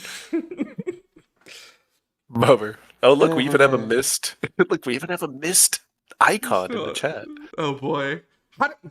We have a miss icon in the chat? There you go. This is a cultural cornerstone. Yeah. My God. Anyway, the looker is to the witness as pissed is to mist. Mhm. Sorry. Except I didn't mean to digress. The Looker is actually a good game, though. Like, unironically, Right. It's very funny and very good. It's true. Yeah, it's fun. Okay, cool. Sorry, I didn't mean to denigrate the looker. I watched the Game Grumps play it, but I didn't get to a part where they got a gun. So thanks for spoiling it, Waz. Sorry, I played it before they played it. It was weird. I like played it, I don't care. and like a day later, they were like, "We can't finish this game." And I was like, "What is going Wait, on?" did Waz say anything? Yes. I can't tell What? if you're doing a bit, Bridget. No, I can't hear him. You might have him muted. Yeah, dude. I do What have you him muted. I've had him muted this Oh whole my gosh. time. Oh my Oh, God. Why did Gosh. you mute Waz? Stop muting Waz, Bridget. Oh, you know what? It was because we were. Because he it's was in the 'cause- same room, right? No, Yeah. it's because we were on that call and I was hearing him double on the call and in Discord. Please, I'm sorry, Waz. You should have told me I was still in Discord. Oh my Uh, God. Bridget. Okay, now, Oh. sorry if I've been rudely speaking over you, Waz. It wasn't intentional. Okay, I'm used I to think it. it's really funny to me that Bridget had her own colleague muted. I did. That happens to somebody, I did like, because yeah, once a because day. yeah, I had him. I had double his audio, and it was very confusing. And I just forgot. Are you adding the now? Adding the what? The poof. I am adding the poof, and I'm doing one last little thing,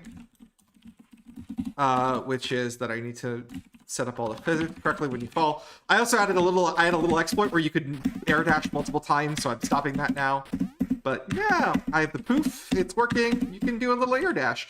It might be a little strong for Alex views, but we'll see. And oh, I have invincibility on, but hopefully it doesn't actually make you invincible. And well, Can we talk about like why the air dash is better than the dig? that's a little bit. Well, that's something I need to fix. Oh, That's that a- looks good. That I poof mean, really sells it. Thank you. I mean, I didn't do that. That was Sal Sandy. Hi, Sandy, who's on vacation. I hope you're watching. Hope you're having a good time. Also, I actually hope you're not watching. If you're on vacation, please take vacation. Don't watch us. She's got to go into her tumble afterwards. She shouldn't go into that fall. I forget what the tumble is then. It's just like when you normally jump. Like, why would Yeah. it be different? I just have to remember exactly why jump fall is not the tumble. I should look at what the shield bash does. Does the shield bash also go into a tumble? Oh god, I'm breaking everything. Yeah, the shield bash also goes into a tumble. So I just copy the shield bash code for that. This is why you normally turn on invulnerability, because otherwise I alt tab out and I'm constantly getting murdered. We added fall frames because like of something like specific. I think it was for like when you're like falling from above into a different room or something. Possibly, yeah. But forget. like, most enemies, you use their fall when they're falling. Mhm. That keeps happening. That happens a lot. But she's got to go into that somersault because that's what you identify with like your jump motion. Mm-hmm.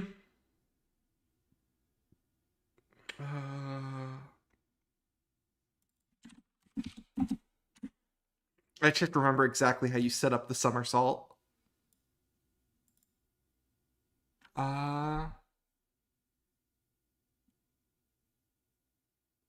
Wait, I asked a question. I'm not sure if you heard me, but why would I, sure use the air can. dash?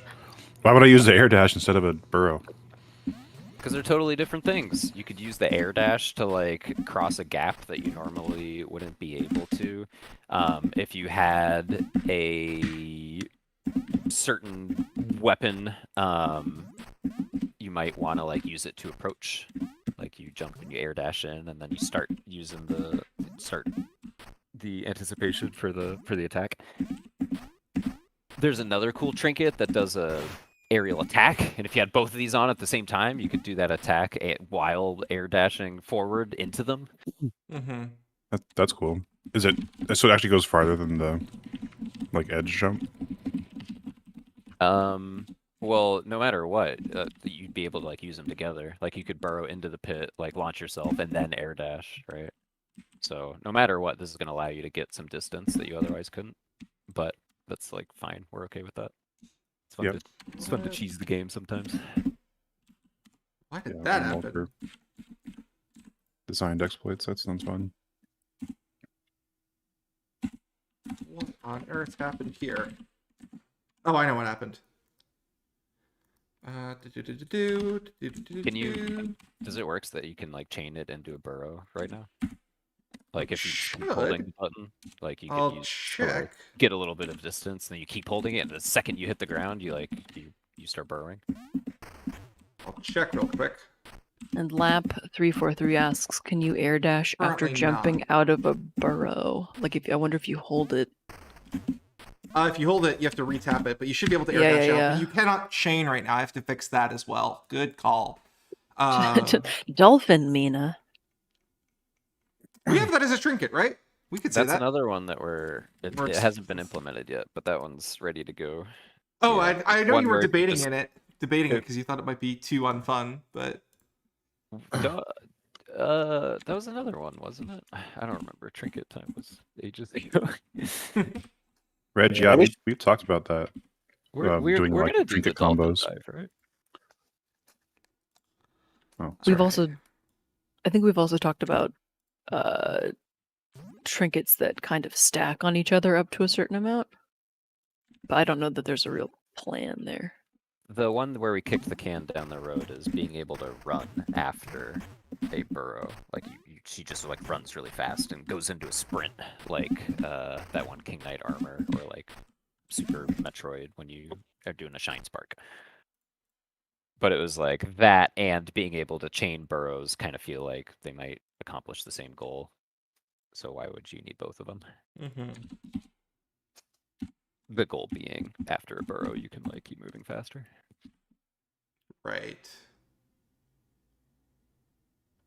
But yeah, that's one of the ones that is slated for development sometime soon. If you just like keep holding the button, you'll just like keep going up and down out of the ground. Right now, we make you like stand there and re-trigger it, so that you have a window of defensive vulnerability. But if you have this trinket, Chat is talking about trinket combos, like when you in Hollow Knight, when you like have the stinky trinket attached, and also the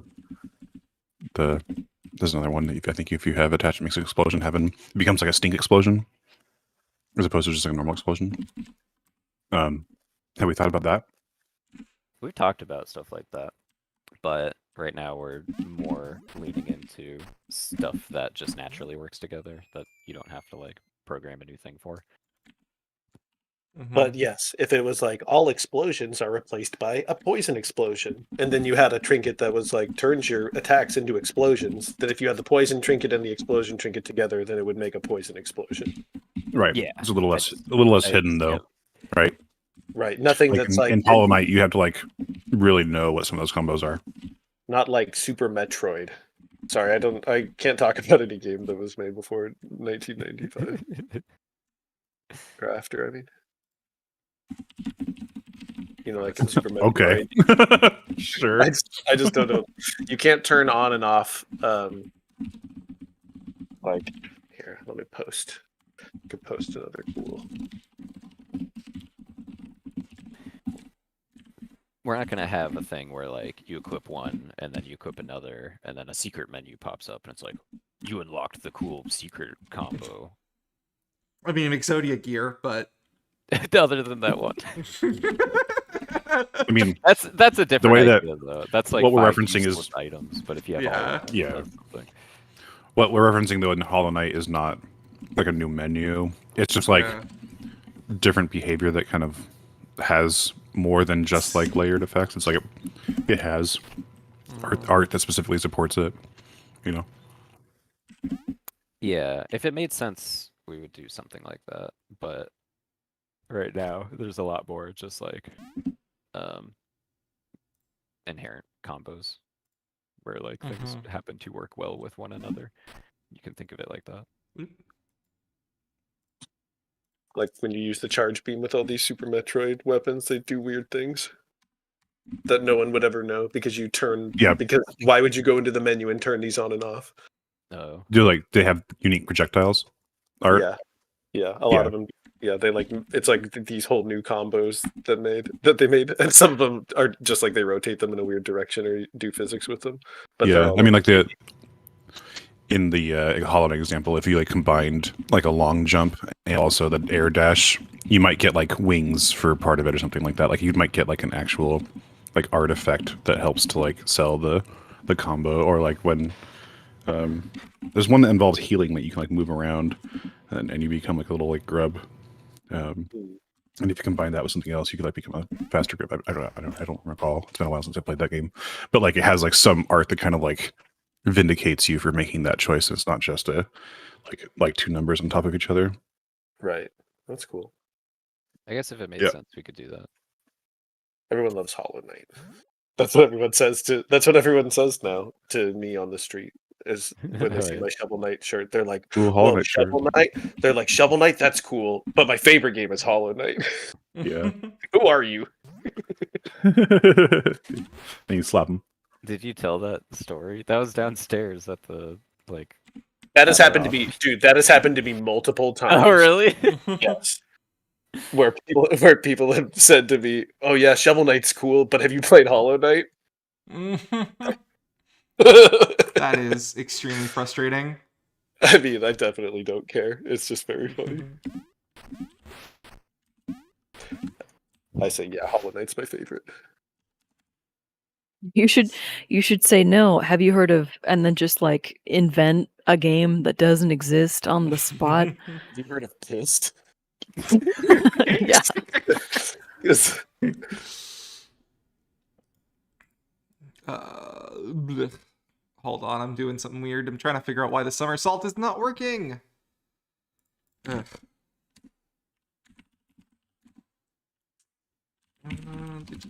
Shield bash. Is it in here? Is it in jump fall? Where is it? Where even am I? Who am I? Who am I? What am I? Who am I? Who are you? What are you doing here? Visual Studio. Why are you having so much trouble today? I know I modified some code somewhere, but I don't even remember where it was. Jasper, I committed all those Bridget, I got that reference. That was funny. animations. Oh, you were Neil actually Dream making reference. the wiggle whip? Was Wait, you're what about was 10 that seconds reference? too late, but I appreciate you. I know. I was in the other room. I had to run over. We had to run over. Bridget, I got it. Don't worry. Bridget, I just wanted to vindicate you. I'll slack you the animation. All right. Wait. Can someone? Someone should play Pissed next stream day. I'm sure that's like. I nominate Waz. Thank you, Waz. That sounds fun. No. Alec has to do it again. It would be fun to play Myst, actually. I mean, it might be fun. I never finished Myst. Oh, I got to a really? point where I just like couldn't finish it. Which of Yeah. have you tried all of the 16 remasters of Myst? I've played the 3D one, which I think was called Real Myst. That was the first one I finished. There's original Myst for the Mac. Then they had like the port to Windows, which is the one that went viral. Then they had Real Myst, the 1998 version, which was made by a company called Headspin, and it had Resident Evil tank controls. It was like before the first FPS came out, so they had no idea what anything was.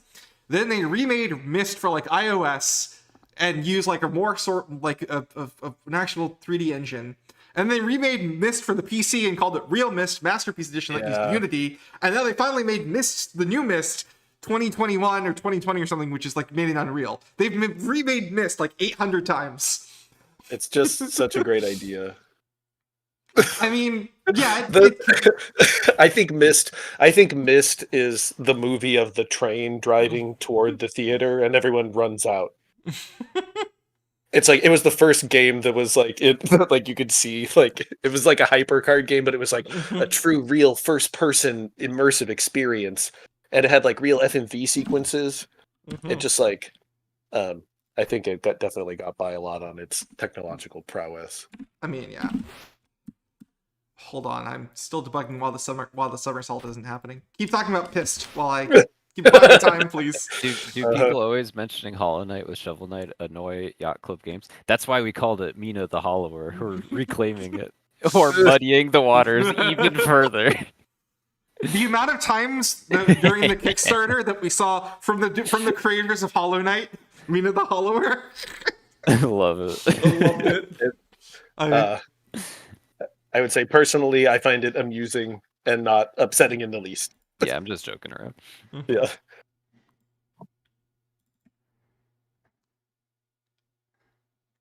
What on earth? How? I mean, Jasper, if there's something weird going on, do you want to just pause and figure it out offline later and do trinket number 3? Yeah, I might. Just if it's weird. This is baffling me, but sure.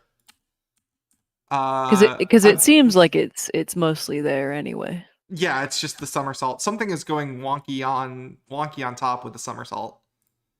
And I am going to figure it out at some point later. Are we not in jump fall state at this point? We are. And of course, Visual Studio locks up when I try and ask it too many secrets. Okay. I'll stop thinking about it for now. Cool. All right, let's go on to the third one. I'll remove all these breakpoints real quick. Let's go on to the third one. And the third one, how many people have seen this, right? I think I showed this at the beginning of the stream. Third one's the Resurrector, and I absolutely love this animation that Sandy did. I don't think I've seen this. Can you? Dirt song. It's we should do that. Shovel Knight dirt song. Spark song, but Spark song. Can you show the mock-up, Jasper? I am showing it on stream. Dang it! You're 30 seconds too late. You gotta restream it to the Discord next time. Like the person. All right, yeah. I mean, just I mean, that, like, it's no big deal. Just so we're all on time. Whoa, that's so cool.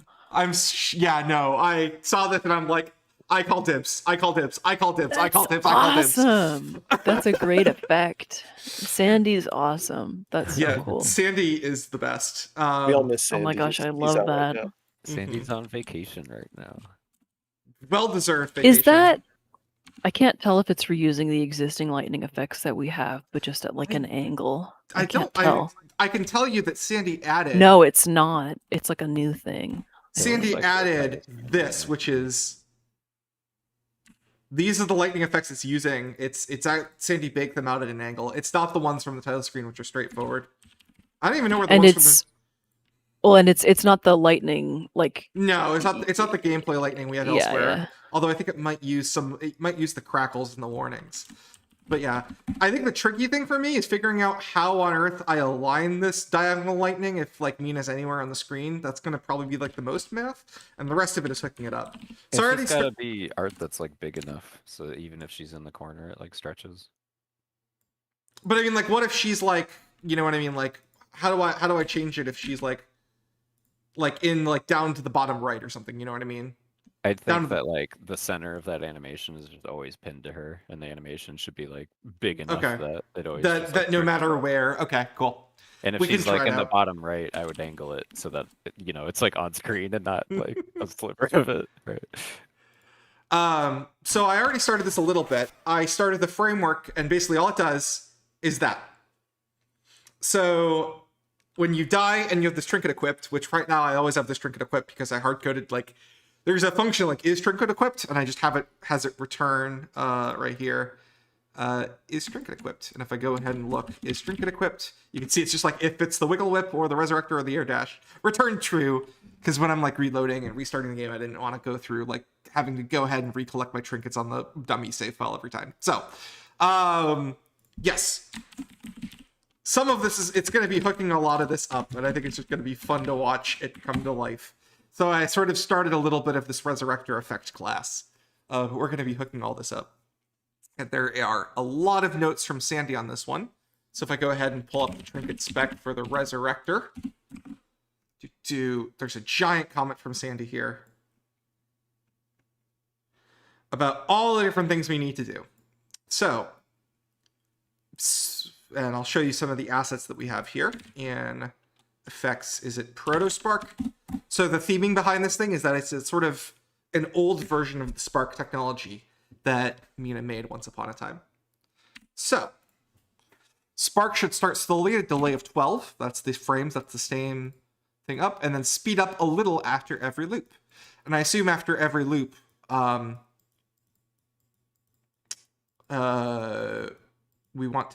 we also want to change the palette. But I can look at the mockup a little bit more carefully here. So once this guy comes in, it does one whole rotation. No, it actually does a little bit more than one rotation. Yeah, it does one whole rotation. 4, 5, 6, 7, 8. So after 8 frames, it'll go on to the next one and start speeding up even more, right? And then go on to the next one. So the first thing to do is to just start animating this so that as it's spinning, it is just changing its palette around. Make sense to everybody? Yeah. All right. I like that you said you're like, I started working on the resurrector class. And I thought you were referring to us as class. And I was like, oh, that's it does feel like a class. Yeah, I obviously didn't want to do a lot of the boilerplate, and also the death sequence is like very ugly code, so I just took an opportunity to clean it up. I do some prep for these streams just so I'm not like on a stream doing like, all right, I gotta clean this up, see you in 30 minutes. Actually, does it have a loop count? I think it might. So let's try this. If anim get loop count, get loops left. Get num loops played. Here we go.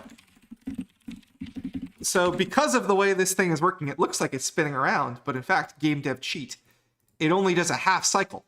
And then we reuse this frame, and it's symmetric, so it looks like it's spinning. But the top is the same as the bottom, game dev trick. So once it's done 2 loops, which is one quote-unquote full rotation, 2 loops the animation, it should go on and set. And what was the palette file that Sandy gave me? It's somewhere here. It's in palettes, and it is effects, maybe Proto Spark. Yes, here we go. So set palette Proto Spark or effects Proto Spark 1. What was originally? It was I think 2. Are you gonna use the palette tool for this? No, not a. I think we're just gonna hard code it for now. Boo! Do you want to make the palette? Do you want to make this synchronized animation with the palette tool? No, but it Okay. should be in there. It should be in there, and then we can edit it later. I feel like it's so synchronized to the animation I don't want to do that yet. Whatever you say. That is what I said. Wow. Yeah. All right. So the unfortunate thing is going to have to be setting this up all the time. So now, in theory, and it didn't work. Is it on the right spin thing? Oh, did I just forget to? I think I forgot to. No, it is on state spin. So I do have to do something, which is figure out why that is working. Get current state. Is it not going in here?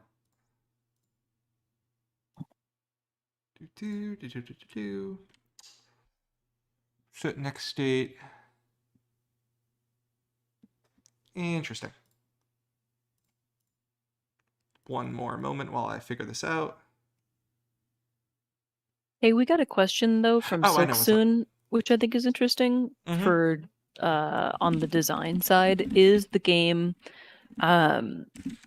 meant to be more difficult than Shovel Knight, or is it hard to gauge? And they're wondering if balancing is much of a concern. Balancing is definitely a concern. Mm-hmm. Balancing's a big concern.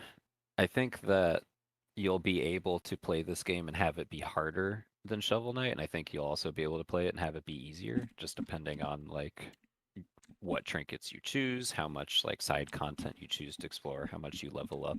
There's like more flexibility for how you approach things. But if you were gonna be like, I'm not gonna get any of the upgrades, I'm just gonna like go to the end and I'm not gonna use anything, then I would bet this game would be like very difficult, but still beatable. So both is kind of how I'm seeing it panning out at least right now. What if you asked that question and we were like, nah, balance is not a concern? Nah, I'm not really concerned about balance. Yeah. Balance. What is that?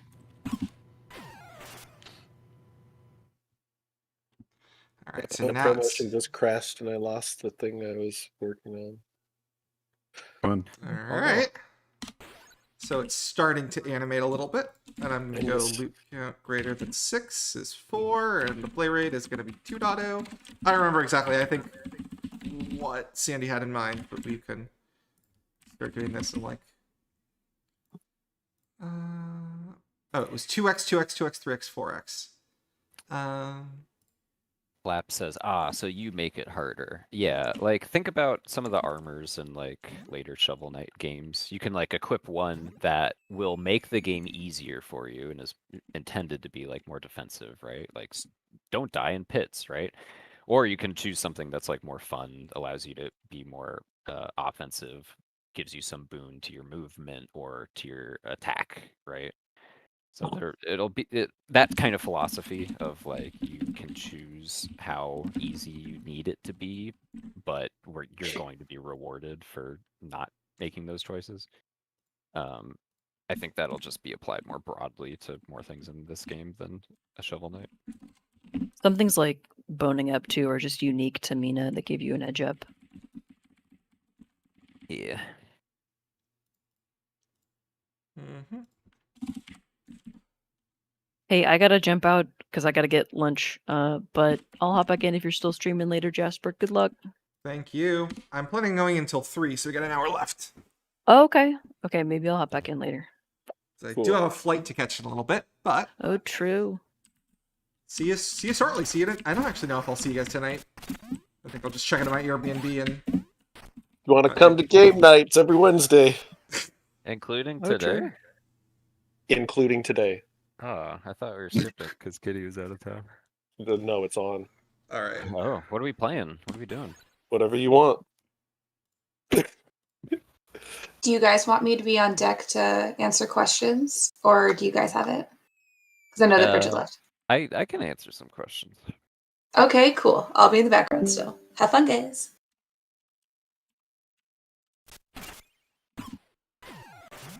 Alright. A lot of this is just sort of very finicky work, so. Oh, I thought we paused. Why was the enemy hopping around? I thought we paused the scene at that point. I'll have to dive into that at some point. But the idea is that here it's going to start doing this, and then it's going to do what Sandy does in the mock-up. So at this point in the mock-up, I need to start doing crackles once it gets to this phase.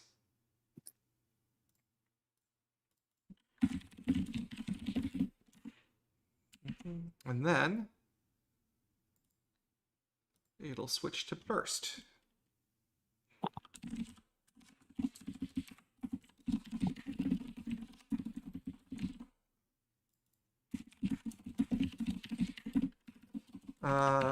Crackle and mstate machine dot get repeat, or what is it? Cross repeat time. And then what did Sandy say? Just add the crackles. So we have electric crackle, and you just pass it a parent and a pause. Okay, perfect.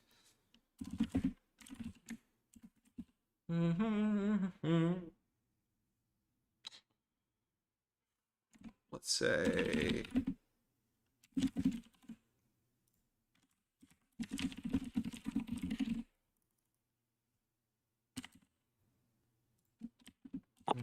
don't need a phase. Every 4 frames it spawns a particle, seems fine to me. You can always change it. And an effect util.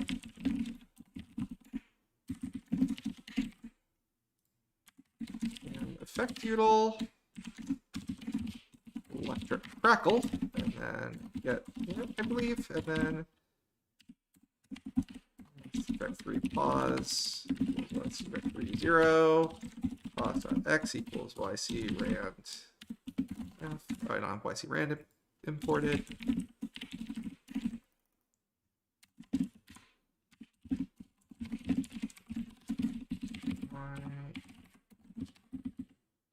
Pause. And now at this point, once it starts spinning, it should be crackling.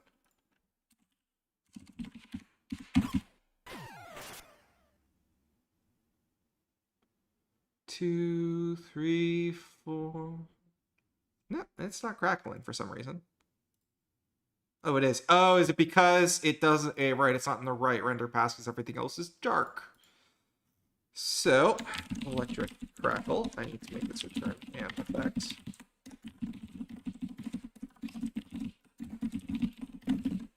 I need to return new effect, and I need to set some stuff on it. Because it needs to go...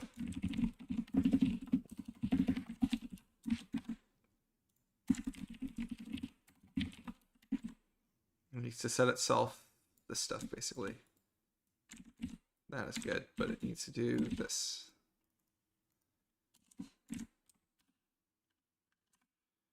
EFF, do EFF, and then... Redshot asks, what's your least favorite feature you've had to implement in any game?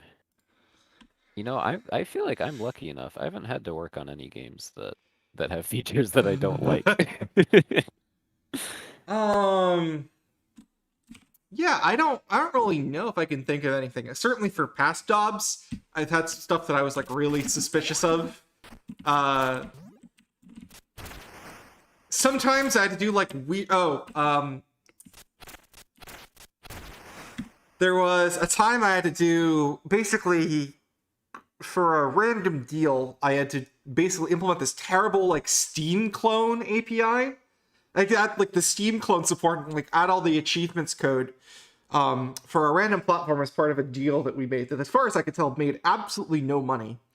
That was a fun one. There was also, we had our games shipped on Comcast set-top boxes for a bit, which made absolutely no sense and also made no money. This is when I was at Telltale. I was working on the Walking Dead series. For a year or two or three, you could play The Walking Dead, our video games, from your Comcast set-top box, and it did not run great. That one was fun. That one was a fun one. That's cool. And pretty much all of the QA of that was completely outsourced. And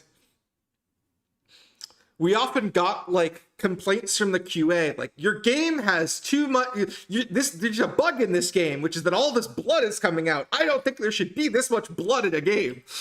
They had apparently, like, the QA staff who were on this had never seen or played a video game before. It was a mess. There's other platform things that I can talk about, but definitely not that one. That one was one of the weirder ones. So happy I'm working on video games that people actually play now. All right, so it is crackling, but it might be crackling too often. It's a little bit hard to see because it's all the same color. What did Sandy's mockup do, if anything? Jasper, did you work on Portal RTX? Should I play that? God, no. I worked on it. I worked on it like a very early incarnation of it. And it's what convinced me to leave NVIDIA. I got a 3080 Ti. I need a game that you need a single game that actually uses RTX. Well, I'm sorry, there are none, because dude, let's play some Minecraft. I could do that. Oh god, yeah. I worked on that for a Quake day. RTX, right? Quake 2, yeah, that was fun. I told you that, Sean. I was like, I'll only play Minecraft if it's like actually different this time. The people that made Quake 2 RTX were literally in the office in the chair right behind me. And well, that's cool. Yeah, I mean that was the group. It was like a very small group that did a lot of like random demos and stuff like that. So that's the group I was part of. Quake 2 RTX was fine. The hilarious thing was, well, I have plenty of stories from Quake 2 RTX I can probably share.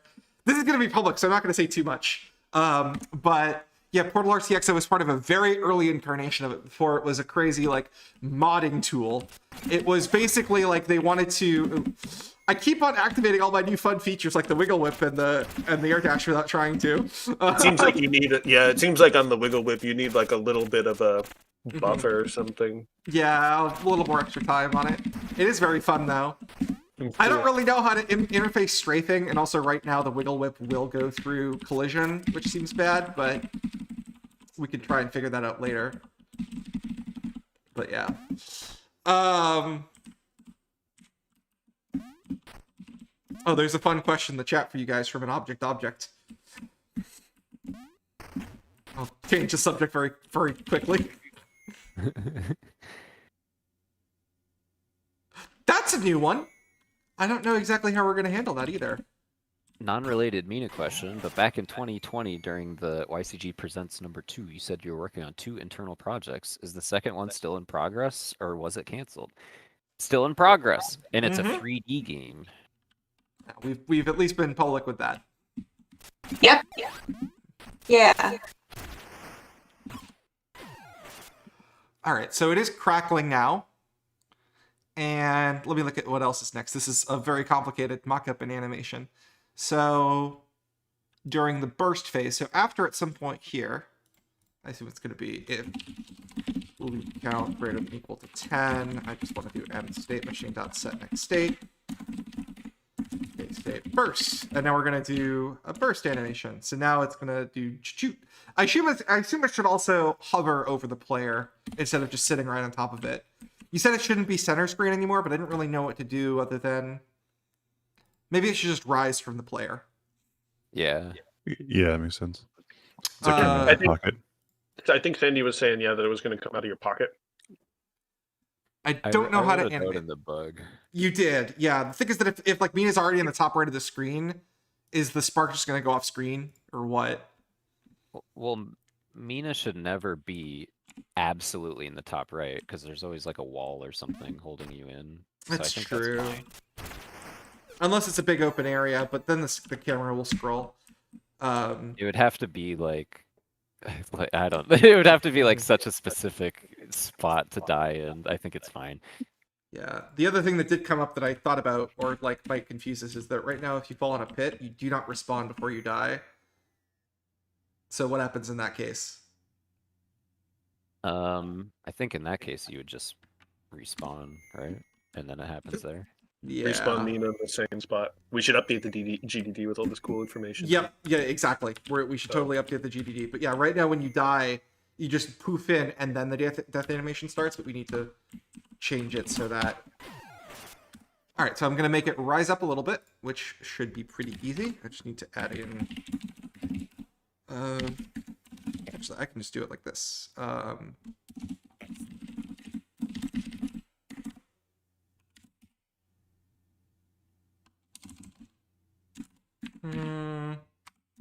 Actually, I will do it like this.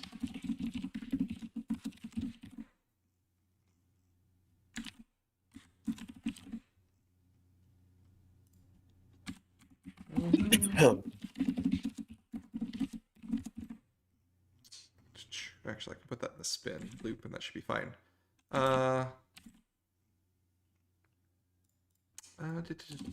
And let's say it rises over the course of 1.5 seconds.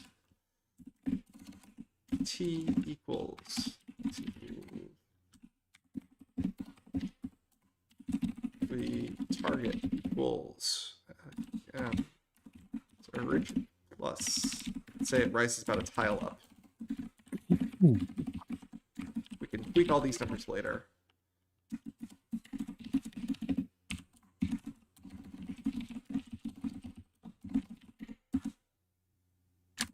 We do pause original alert target key. All right, and now if I die, that should help. Excuse me, sorry, I'm not muted. I'm just. You're just being excused. Does that look good? It's going to be about a 30-second delay before it shows up, but there you go. And now I have to start working on the burst. So now there's a burst anim. And that's going to be this.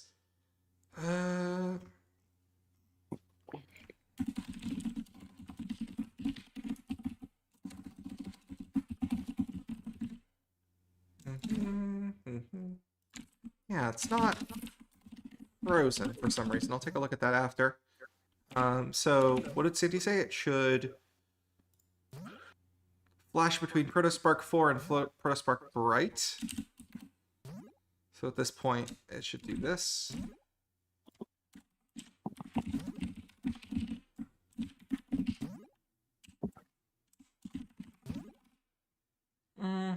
And now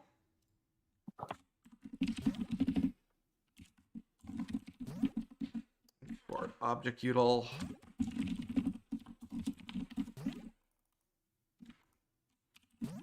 flicker visible, g.state time, and should be frame 2, and now mpalette set char k pals equals this, and then proto 4 and proto bright are the two things we're flickering between. Right, and then set k pals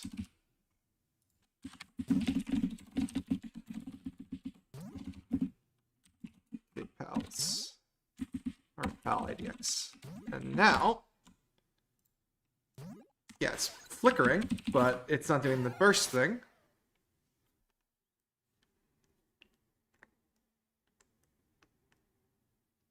There we go, and that is correctly flashing. However, that doesn't quite match the mockup that Sandy had, but I think that's a Sandy issue.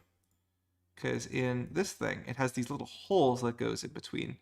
But I'm not really seeing those holes here. I think that's just an art issue. And we should be fine overall. And then once it does that, it is going to burst apart, leave behind these two pieces, which is going to be an anim effect util again. And then we're going to do void anim effect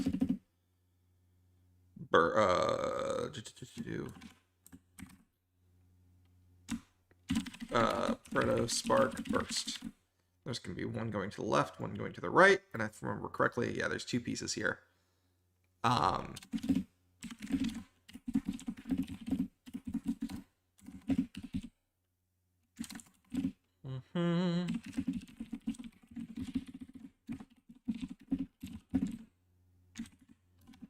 right, and then do we have anything else that bursts like that? I think of a generic break generic that I'm just going to take. And then down here in air dash, I'm going to do this. And do spark burst. And then I'm going to do, what is it? Vec3 pause, Vec3 vel, and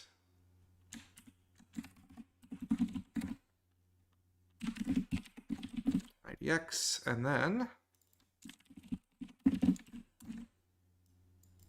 down here, I'm going to take this all out of the loop. In fact, I can do it without vel.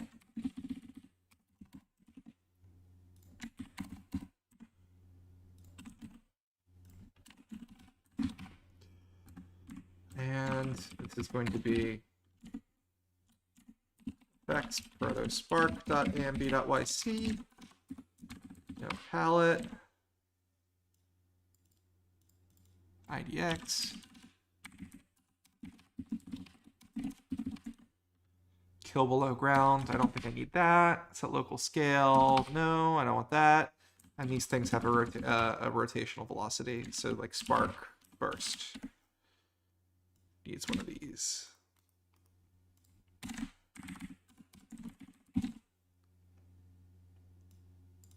And at this point now, I think this should be fine, and I want to return new effect. And now, in the resurrector effect, I do, in the initial burst, or I do, it's going to be fly to player. If anim get loop greater than equal to 4, let's say, and state machine dot set next state, k state fly to player, k state fly to player, and then in here, actually in the init state, we're going to anim set local visible false. Actually, let me check what how this is going to work.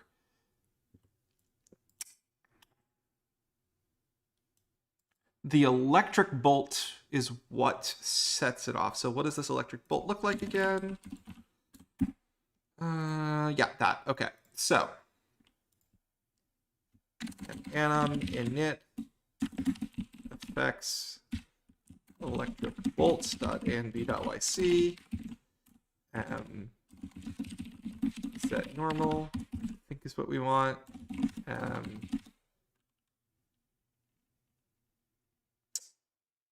And effect util 0, I less than equal 1, I plus plus, like this. Anim effect util roto spark burst, get pause, I. And then we need to set it to the right thing. Copy this, paste that. And now, if I'm correct, it should. I think it might be, oh yeah, low. It's gonna be like this. It might be faster to just restart. All right, how's everyone doing out there? Doing good. Cat's talking Doing about good. multiplayer ideas. I'm answering a lot of Pretty fun questions stuff. in text form. Got it. Feel free to talk over me. It's a little bit lonely sometimes. Alrighty, we got any fun questions here in the stream? If Not I at hook the this up moment. correctly. You like counter agent mode, right, Sean? I feel like you Counter agent mode? Oh, Yeah, you mean like perfect where dark. you possess the boss or you possess the thing or whatever? Yeah. I mean, I think that's a cool mode. It's not That's like what a we pet. should play tonight. It's not like a pet Perfect mode. Dark. Yeah, counter agent. Yeah, that would be fun. I haven't played Perfect Dark since the Xbox Live version. I was ready for Perfect Dark to be my new favorite game because it was like that 360 launch title and Halo. Oh yeah, Out yet. yeah. I was like, yeah. You mean So it's Perfect Dark like- Zero? yeah. I I, don't was think like, I've- is this gonna be the coolest first-person shooter ever? I think it might be. Turns out it wasn't. Totally. I didn't know if it was a remake of the N64 game or what. It's a new game, Okay. right? There was a I- remake. Yeah. It's a totally brand new game. There was a remake of Perfect Dark on Xbox Live Arcade, which was Yeah. like just the N64 game, but with like But higher in 60, resolution right? N60, and I mean you could play online co-op with everybody. It was really, really cool. It was Yeah. it was a great port of a N64 game that struggled very much to run on that hardware, and I think they did Yeah. In like 180. they did it great justice. Dude, what a Yeah. weird game, right? It's another very British game. When you shoot the guy, the other guy goes, "That was my best friend." Oh yeah.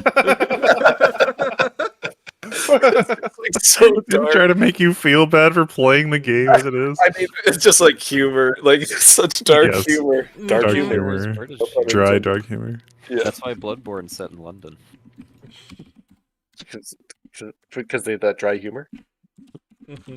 Because of Perfect Dark. Dark. Perfect Dark. Do bones in Mina Land come from anything with bones? At a funeral, do they remove the bones for tax reasons? I don't know if they remove the bones for tax reasons. No, that's a great idea. But I think Your grave inheritance is robbers like in the are, body. are abundant for obvious reasons. Well, That is very funny. that's interesting. Yeah, it's probably like grave robbers would steal your bones the same way they would like steal the ring and stuff off of your fingers, right? Yeah, we should have a grave you can inspect, and it's Right. like a limp corpse with no bones in it. Or no, it should be a corpse, and then it's like take the bones, yes or no, and then you hit yes, then it becomes like like a deflated balloon. And Mina gets 200 bones. Do you guys think bones are a currency like elsewhere, like not on Tenebrous Isle? Probably like in the nearby, at every nearby port, right? They're like, yeah, we take bones, but they are annoyed. They're annoyed about it. It's like, dude, the bones like not the same here as they are in Ossix. There we go. And now We need a boneless creature. It's like you've been taking all my bones. It's kind of whirls around. Have you seen the thief, Waz? Yeah. I mean, yeah. Sounds like you think that that's the perfect idea of what you were asking for.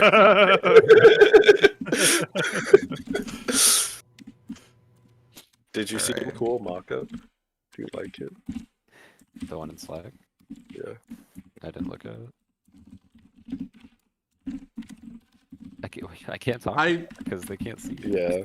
Okay.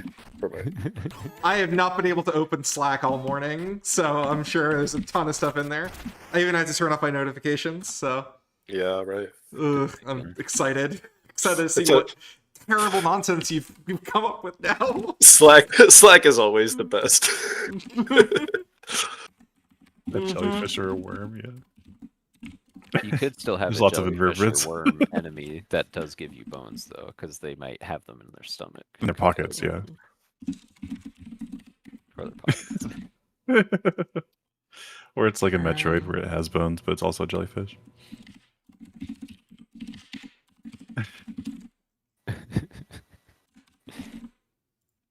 What idea were we the most attached to that we had to drop for time or scope or other reasons? Would you ever go back to it for another project? I got one. We were for King of Cards. We wanted King Knight to go to the moon. Yeah, that's the go-to one.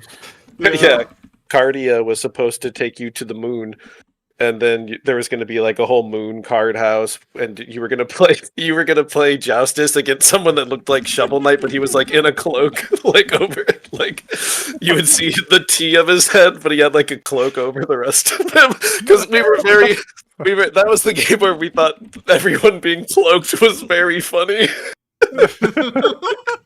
There's like King Birders in a cloak, cloaked Enchantress is in a cloak. There's more cloaked stuff, right? Sean says this like where like these were things we were planning on doing, and not just like notes that he wrote in a doc. We were working on Showdown at the same time, and Phantom Strikers got that taunt we were doing all the time, where he throws his cloak off. Right, and there's in the God of War cameo, you can knock his cloak off by bouncing on his head, and then he puts it back on, and then after you do it 3 times, he leaves it off. Dude, that's the best. Oh my god. There's gonna be Mona's sister, Muna, who's like Mona but on the moon. I forgot about that. Oh yeah, the Dumb Ideas doc is not canon. Well, we were. I mean, Cardia existed to take you to the moon, right? Like that's why she was there. And then we're like, no, we had to cut it, right? So it was actually going to be a thing. There was intention for the moon, but all the other stuff. Like, all of these ideas are things that we joked about, and if we kept working on, we would have had to have had a meeting where we're like, okay, are we actually going to do that? Right. Is Muna going to be in there? I think on the moon in a cloak. That makes no sense. It would be. I would argue that's fine. Yeah, basically, then we'd have to actually fight about it, and who knows what happened. No, we gotta put Shovel Knight. That's the best part. And the cloak, it's like the horns are going over the cloak, so it's like stupidly shaped. Yes, you know? You know how Shovel Knight would look at a cloak. That's funny. I wanted you go to Shovel Knight's house if you like go left. King of Cards, like it's like the first thing. But the way the tutorial sections of that game shook out, there's like so many like houses and like onboarding things. Like you start that game, you like play a stage, you meet Spectre Knight, you go to King Knight's house, you go to like a card house. It didn't feel like there could be for like another house over there. You don't want to go to Shovel Knight's house on the moon.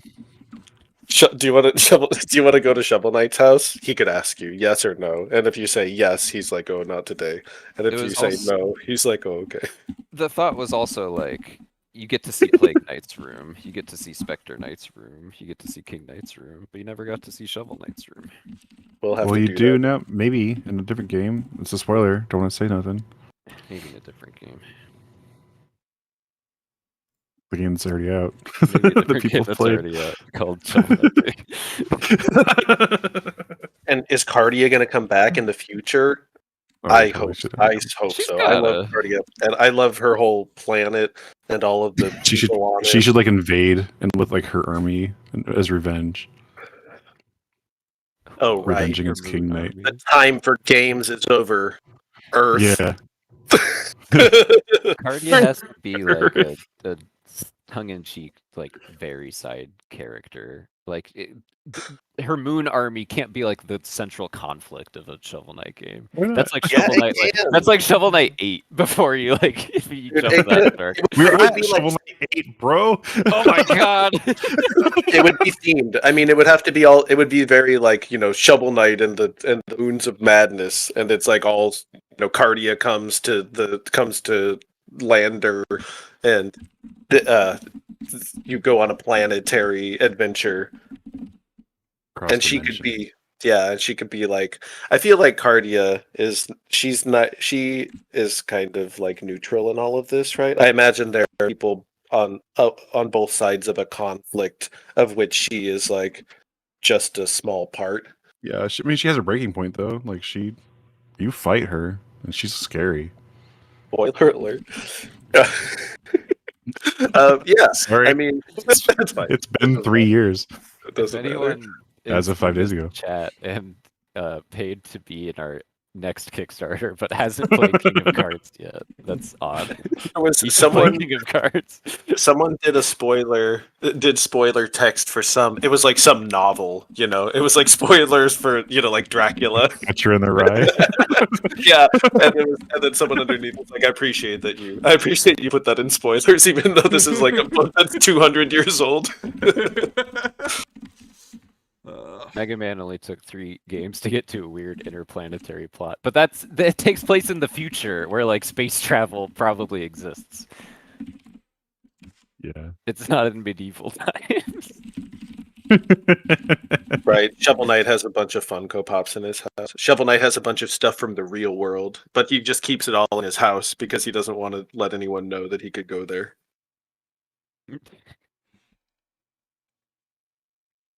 I bet Shovel Knight's taste and culture is like very cringe. You think- He loves Marvel movies. Shovel Knight, he's like, yeah, I just like to see the good guy win. Yeah. He's like, yeah, I'm really excited for Avatar in the Way of Water. I loved the first. Dude, I'm excited for Avatar Way of the Water. I mean, James Cameron, that guy could make He some doesn't good. miss, dude. He don't miss. He only makes good movies. Except for all the bad ones. Like what? What's the bad ones? Oh, you're right. No, I never mean, mind. Yeah. not. Avatar, but I'll look them up. I mean, Great. Everyone loves it. it's like I can say. No. No, that's not true, Alec. Yeah, it is. Are you doing a bit? I There's a genuinely million of believe those in that. the works. They It made billions $1 of billion people saw dollars. it. It got really. I Yeah. think it got popular on the internet to make fun of Avatar, and I don't know why. I mean, I watched it once. I didn't watch it again. Yeah. It's I watched it over the pandemic multiple times. It's a movie that like you think Wait a it's minute. over. What? How many times? You mean you watched it once in the theater? No. I watched it streaming it on Discord with some friends who were drunk as hell. Oh, I see. Okay. Yeah, like it's a movie that you think is going to be over like multiple times. And it just isn't. Definitely. It, Yeah. like, Oh, I mean, you're that's, like, oh, that's they're like every flying. movie. He's flying like far more than most. It's like, oh man. It just Sorry, I didn't mean to say that it was like amazing. mhm. But I think it is. I think it's. We could all agree that Avatar is a pretty competent film. Yeah, You say so. It's basic, you know, but it works. It resonates with people. It hits its beats. Everyone loved it when it came out, and it has extremely ambitious visuals. I mean, and Yeah, it's it has, also like 5 sequels in the and works. and I mean, you could also be like, and the story is like really like who, it's like so generic that it's like hard to like the specific beats and like, there's not a lot of creativity in the plot the way there's creativity in like the world building, Yeah, I'd agree with that. and that is definitely. Let's see what else. The Terminator. I think I'm just done being an Avatar hater, though. Aliens. I want to love things. Dude, and this Aliens. new one seems like so ambitious, you know. The Abyss. Did you ever see The Abyss? Didn't we watch The Abyss? No. The Abyss is cool. I like that movie. The Abyss is cool. It was It's got very. problems, but It's very intense. Oh yeah. Okay. Yeah. I remember when. did you when guys that watch that lady- documentary about its making? No. It's like horrifying. Dude, if James Cameron is getting in a submarine and filming something underwater, you know it's gonna be good. Then you got That's my take. Terminator Titanic, 2, Avatar, The Abyss. I'm ready. T2. True Lies, Dude, True Lies is so good. Titanic, Avatar, and now Avatar: The Way of Water. I've never seen Piranha 2: The Spawning. I assume that one's not as good as the others. Is that like his first movie or I think something? he talks about that one. Yeah, I bet you he like took it over or something. Here, I'm gonna look. He was hired as a special effects director for Piranha 2, but then the original director left, and he You need to finish it out. became the director. But he says, "I didn't feel like it was my first film due to power struggles." Oh boy. You guys know about the James Cameron kidnapping story? No. When Guillermo del Toro was a less famous director, he was like friends with James Cameron, and they like, you know, they loved talking shop to one another. And like when del Toro would like stay in the United States, I think he like bunked with James Cameron or whatever. And then his dad, I think, I'm like paraphrasing, so I'm sorry if I get any beats of the story wrong, got like kidnapped by the Mexican cartel or something, and it was like it's $1 million to like get him back. And James Cameron was like, "Don't worry about it. Here's $1 million. Just get him back. No strings attached." He like never paid it back. Whoa, Yeah. that's crazy. Yeah. Is that real? I'm posting a link in the thing. How James Cameron saved Guillermo del Toro's father from kidnappers. What? And to this day, del Toro's like, dude, James Cameron's the best. I can't believe he did that. What an outstanding person.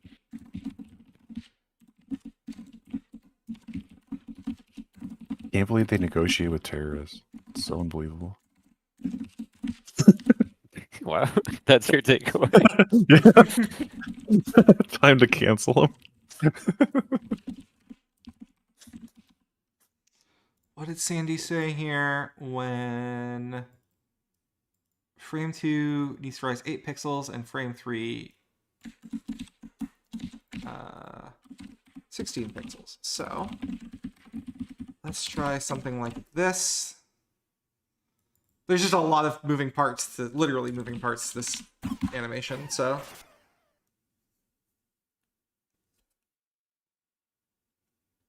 maybe not the best stream pick, but hopefully it is fun to watch while everyone else is yelling about James Cameron. Yeah.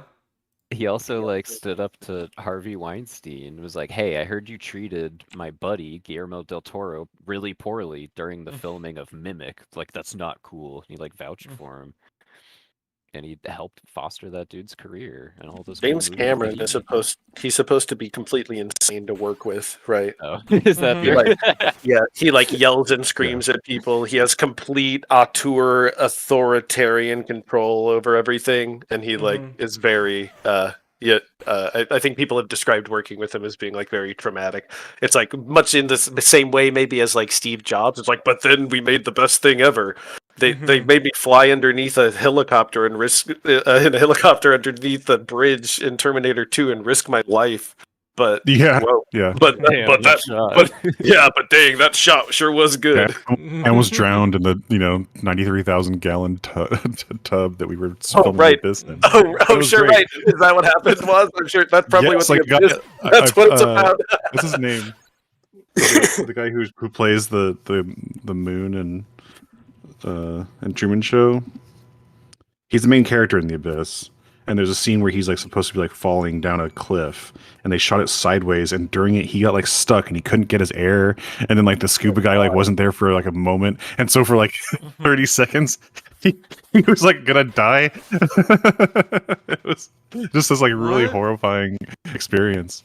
Because they filmed all that in a giant Ed Harris. They filmed all that in a giant like these two giant tanks of water out in the desert. Dude, I watched this whole documentary and it's amazing. How much of a psycho he was. Whoa. Let's see if I can get it.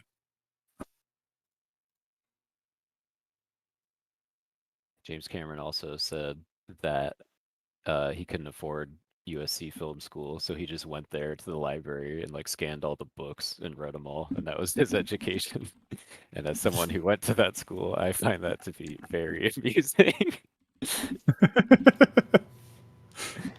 and smart. All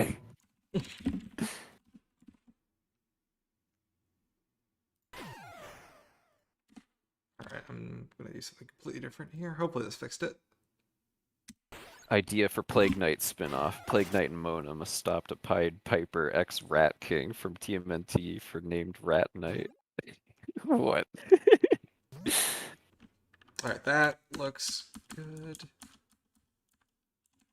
2, 3. Whatever, if we do a Plague Knight spin-off, it's gotta really dive into that Plague Knight and Mona relationship. Dude, it's gonna be multiplicity. We already talked about this. Plague Knight and Mona. They make like a clona, right? Like a clone Yeah. version of, or like somehow they like make a clone version of each other, and romantic hilarity ensues. Sean, I know that. I got to make you repeat it for the audience. God damn it! Played right into your hands.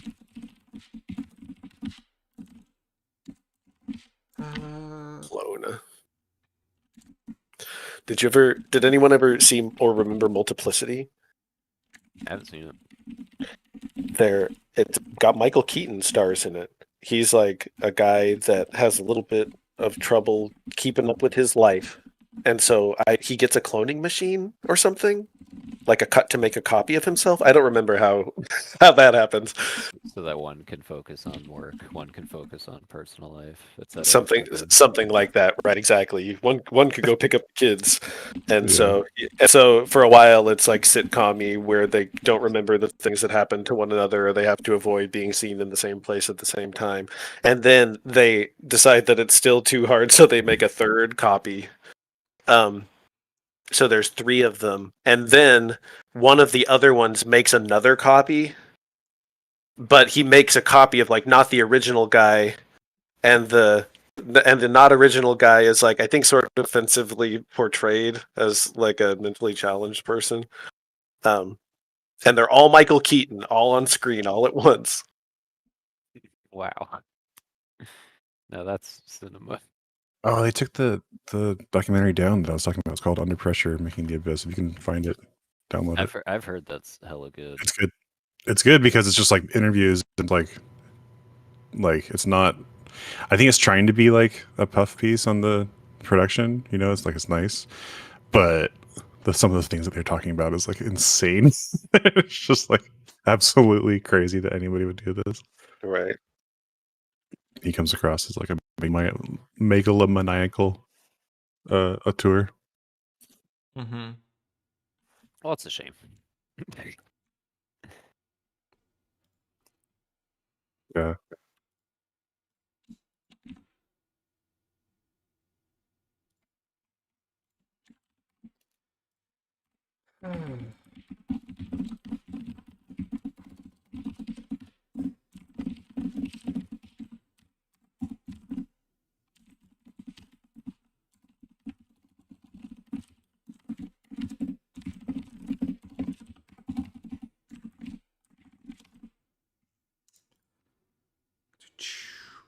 at this point in the revive sequence, I need to spawn in 2 things. I need this lightning effect, and I need the other little thing, which is just this background element.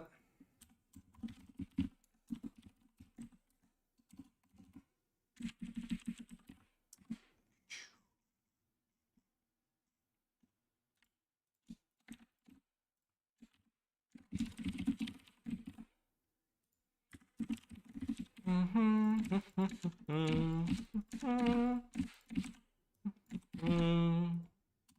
haven't checked in a little bit. How's this? You haven't been watching? Resurrector? What the hell? I only got so much monitor.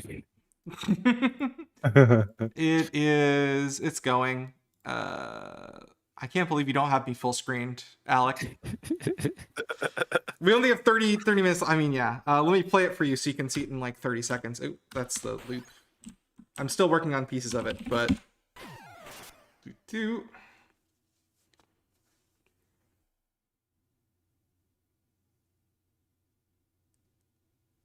And then that's as far as I got, and I'm currently working on the lightning sequence, which is going to be no easy task.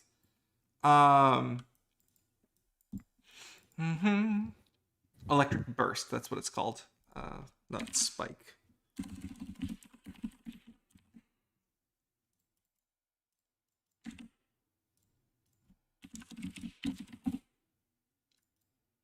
Okay, so at this point, what is it in electric burst? There's just a lot of pieces to this, so don't mind me while I figure some of that out. Elaborate sequence. Yeah, I mean, Sandy did a damn good job on this. And now, at this point, we want to flash the player between revive and revive skeleton, I believe. So I'm going to use the same trick as before. I do this.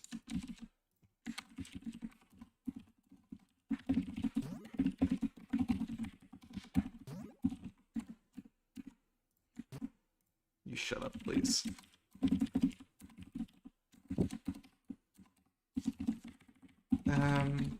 Player, anim, player, and then I want to do revive like this. One, player, palette, set normal. I need to give it a palette to set. I'm probably not going to be able to do most of this.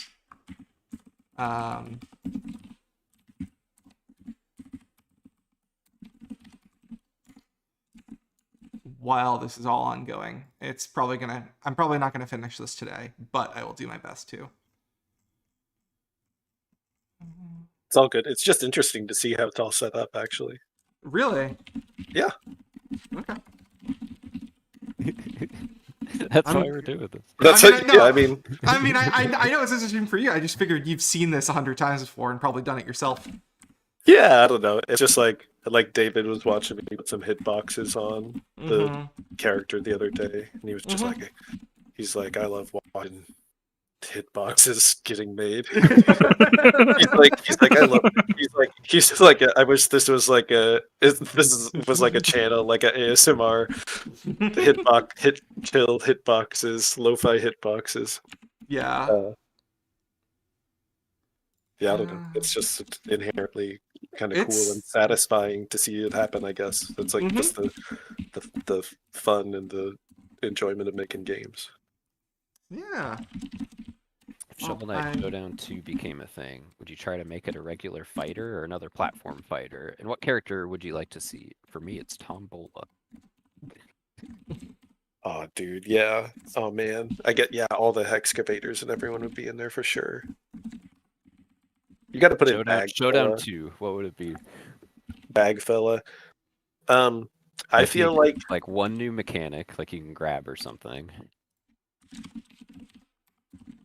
Yeah. I think we like one guest character, right? I think we would continue what we were doing. We would just do a sequel that was more refined, add a bunch of characters, and most importantly, if it was going to be a real project, support it with like a very 2 years of content updates that include a dozen new characters and a bunch of new modes, and it would all have to support like online and a bunch of stuff like that. I might also try to lean a little bit more into the platforming elements of Shovel Knight instead of going like more fighter, and have it so like 4 players are all doing something where you're doing more of the platform game, to try and differentiate it a little bit from just like a why would you play Shovel Knight Showdown if you could play like Smash or Brawlhalla or like whatever, insert your other favorite platform fighter here. Something where you're actually playing, where you're like doing real platforming, or even like cooperative platforming, I think would be fun. Imagine if you could play all the Shovel Knight levels cooperatively online with all the characters from Showdown, and like all the new characters we made, and we made like new levels or whatever. It seems like that would be just like having content like that to go through might be fun. Like, hey, we got to sit down and do the levels, do the campaign. Like in Smash, there's like so much stuff that you just feel like you can sit there and soak in that game no matter what mood you're in, and that's I think that's like an important part. How about also you could go in, this is something I've wanted in Showdown for a while. You could just like spawn in as a character and walk around in a 2D like town world, and with everyone like Club Penguin, and like talk with a chat menu and like do emotes and stuff. Like the like Splatoon online. Valley or Splatoon House or whatever it's called. Yeah, City. Inkopolis. Yeah, like Thank you. but I think it could be, but like with it's like I couldn't invite Alec to my Inkopolis, can I? No. Yeah, But like for I want us. friends, I might like be there as a computer. Yeah, I want us to be like running around the same spot, and then it's like we could do a battle, or you could like look at. Guys, seizure warning coming in. I know it's too late for the stream already, but look away, look away. Uh-oh. I'm sorry. Holy cow! I said it. Wait, I set the speed too bright. Sorry. Whoa, man. Your math is hurting me. Man, my stream is even more delayed than y'all's. Oh, there it goes. Whoa, cool. Getting real Simpsons episode vibes with that one. Oh boy. Sorry, didn't mean to interrupt. I just had a safety warning. All good. Is there a Yacht Club Games employees D&D campaign? Waz plays D&D, but he never invites us. Oh, I haven't played in a while. But my friend who wrote the D&D Shovel Knight add-on, if you guys don't know about that, you can actually play as Shovel Knight or as a custom knight in D&D. It's like a whole module. I think you can still get that, even though we're not supposed to let that. I forget what that is. Anyway, he wants to do a campaign with us. So, dude, I would be delighted. I don't want to speak for Kitty, but I'm pretty sure that we would both be down to commit to a D&D campaign. Hell yeah. That sounds one really shot. fun. I want to do one shot. One shot. One kill. Like a D&D campaign you do in one session, and then it's like done forever. You don't. It sounds like you don't want to play D&D. Well, I'm just, you got to dip your toe before you really. No, you got to jump in full on. Indiana Jones has got to run away from the ball. What if I don't like it? And then it's like, Alec, you have to, or else we all can't play. We'll just kill you off. I'm serious. That happens. All right, I'm Sometimes in. People just leave. If I can die whenever I want, then I'm in. Yeah, my last 2 campaigns that I played kind of fell apart because of like infighting. So it'd be nice to play with people that aren't like, they don't hate each other. Wait, you mean like IRL infighting or like? Yeah. Okay, got it. No, I mean characters are supposed to like have conflicts, but that's not supposed to like carry over to IRL. Mm-hmm.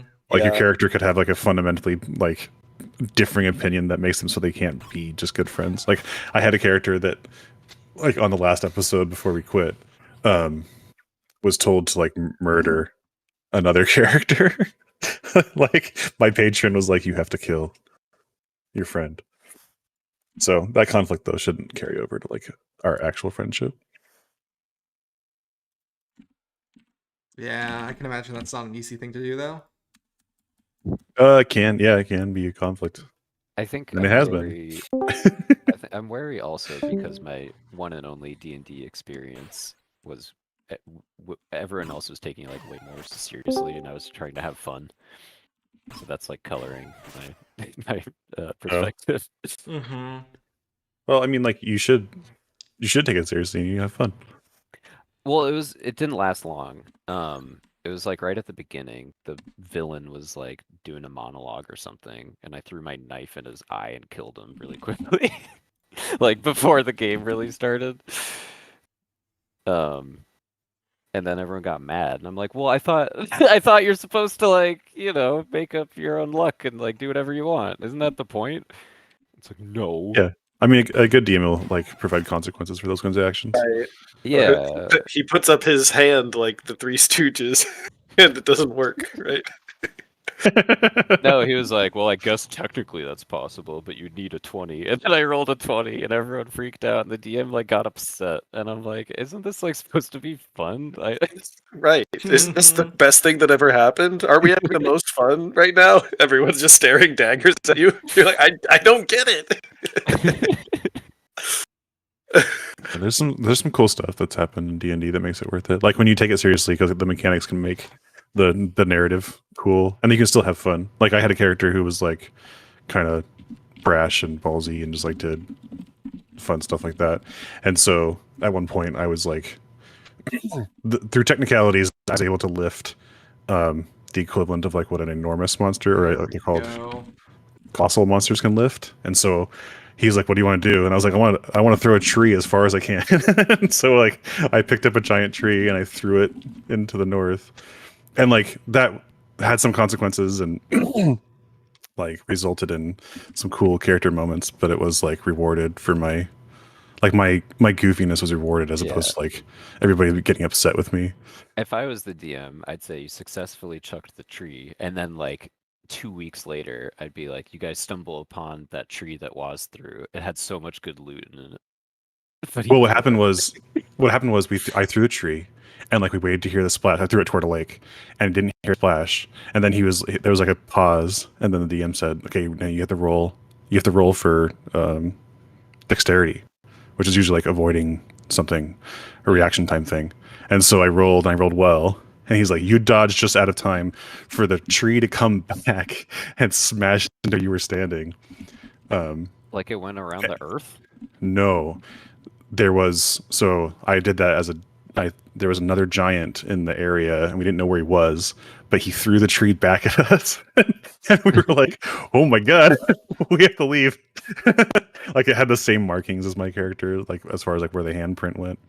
Whoa. When I threw it, I was giant, so I was like basically a giant throwing at a giant. No strong laws? No, my character was a giant. He like grew. Shut up, Alec. You're such a dick. Anyway, it was really cool. It was a good story, and that could have happened. That wouldn't have happened if we weren't like having fun. Yeah. I also encouraged on that same campaign, the wizard got this like effectively a gun. He like loaded crystals into it, and you press the button, it would shoot a beam. I was like, we should test it out. And he's like, I don't know. And he's like, come on. And he shot it in the middle of the forest, and like 1,000 spiders attacked us. Like we weren't allowed to be put on like watch together anymore after that. Is it that people like take it really seriously because that character like lives between games and you're like messing them up? Is that what's going on? They'd probably been doing that mission. They've probably been fighting that guy for a really long time, that you just threw the dagger in his eye, right? And he was about to say some story stuff, and you just killed him. No, that was the first session of like, and the last. Well, the reason that they were mad, I guess, is because they had some kind of speech prepared, or because there was like some kind of story beat that wasn't allowed to get satisfied because of what you did. Yes, it's all the prep time that the DM now has to like undo and figure out. But like, couldn't you just be like, oh, and then his ghost spirit said it, or like the magical stopwatch flew out of him? Yes, and it you should be able to react a little bit. And it read the message. Like you could get the same information. Here, give me the DM thing. I could do this. I'm Yeah, a we should play. master of That'd be fun. dungeons. That could be a DM.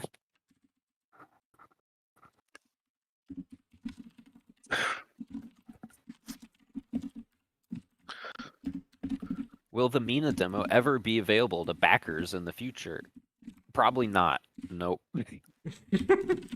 Wow. Come- Okay. It's like We've talked about what demos look like in the future, and we're not like totally sure buggy. on what our It's path like- of action is. it's like That buggy. demo, yeah, is pretty buggy. Here's something that you might actually get though, that could be a real possibility.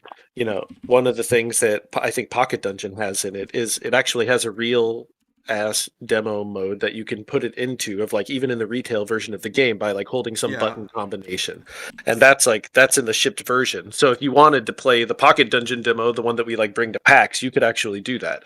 I think that it would be probably a good idea to do that for all our games in the future. So like if you wanted to just make a Mina, you could export the demo version of it, or put in the demo code rather, and Yeah. it would just like be a demo of whatever, or like the Iron Man challenge kind of thing as well. So I could see see a cheat code being that's essentially the same thing that we have in the Mina PAX demo, or maybe even what we end up bringing to PAX in the future. Mhm. That's the same thing. You're probably That not going to helps, get we an don't old have to crit palette. Right. But that helps us to be able to like have, like Sean was saying, like a presence on the show floor without having to like figure out how to make a whole new build, because there's like stuff that just like bug fixes are really specific and like important, but to make a new demo you have to like mint a whole new build, and that can be a lot of time sunk in for not really much of a payoff. And so lately we've just been bringing that same demo around. We brought that to Indieland. And Yeah. if we're at PAX East, we'll probably bring the same demo. Maybe with something new, but yeah. I still fix that thing up every single time because there's always a bug that we find on the shore flow that I need to fix. Yep. But Yep. it's like it's this old decrepit thing where I go in the code. It's like, man, I wrote this a year ago. I sucked back then, and I have to go cope with my old terrible code. I think for the experience of a player too, you probably like don't want a demo before the game comes out. Wouldn't it be more fun if you experienced it all for the first time? Depends. It could be like, a separate area that you get a little sneak peek of, and then your save data carries over. A lot of RPGs do that. Bravely Default. I was thinking that one, yeah. It's the only one I know that did your save data carries over. The only one? Really? Yeah. Maybe. Yeah. I believe it. Seems like annoying. But yeah. Will Mina the Hollower have an attract mode if you leave it on the title screen too long? That's a fun idea. You're gonna make me attract implement mode could mean anything. I assume you mean like it loads into the game and she's like running around though. Yeah. You got to show her getting into the Super Metroid ball, like into a silhouette. You're like, well, how do I do that? Oh. Well, welcome back, Celia. You should definitely play the intro over again, the video, whatever. You'll be at the title screen, and then after like a minute, it should like replay our cool intro. That is an attract mode. It's a bunch of flashy visuals to attract users to look at the game. All right. I wrote a bunch of code, and I also need to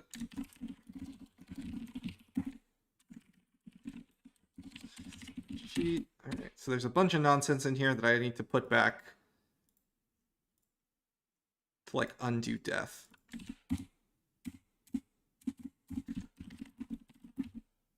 Shadowhog says, usually I like to try before I buy, which obviously didn't apply here. I think also maybe some of our outlooks on demos are like kind of outdated. Like for me, it's like I played demos and then because I had the demo, I didn't buy the game. I loved Skate on the Xbox 360. That was like one of my favorite games. I never bought it. I was talking about Skate last night. I just played the demo So weird. with my brother because it lasted like an hour, and all you want to do is like skate around and play horse with one another. So that's what we did. Yeah. Never bought that game ever. They got $0 of my dollars. So like, why would we do that, right? But I think Yes. again, I think that's like an outdated perspective. That Steam Next Fest thing sure is popular. It seems like maybe that's a useful thing to market your game nowadays. One last tiny thing, and then I should be good. Real killer feature of the future is going to be Twitch integration. Oh yeah. I mean, that just sounds fun. I feel like if we had the bandwidth, we should just like do that kind of thing. But it doesn't seem like we really do. Yeah. Like, Just have a whole Raku from what's it called? What's that thing that plugin called? The CC? What? The Twitch plugin that lets you like mess with the game and you like donate bits and stuff. Oh, crowd Control. Yeah. Just give him the code, make him do it. I guess if it was easy enough to like hook into existing things, might be cool. Why am I here? Are you guys streaming? What's going on? Hey Morgan, we are streaming. Yeah, We're, you're live. we're doing We're on a YouTube. developer stream right now on YouTube. So Yeah. don't say anything. Say you hi to shouldn't. everybody. No. Okay, then get out of here. All right. See Hey, you later. no. Okay, no more. I was kidding. I love you. Hey, don't let... Oh. How's it going? How you doing? Finishing an illustration, and I guess I have to talk to you about a thing. Yeah. Did you see the link I sent you? No. Well, I didn't see. There's no link. Where? I don't see your thing light up. Where is it? are you? It says that you're not online. Are I you guess on I'm not Slack? online. Well, How are you in Discord? If How you're are- I'm- I'm clicking it now. Here, I clicked it. He's on his phone on the toilet. That's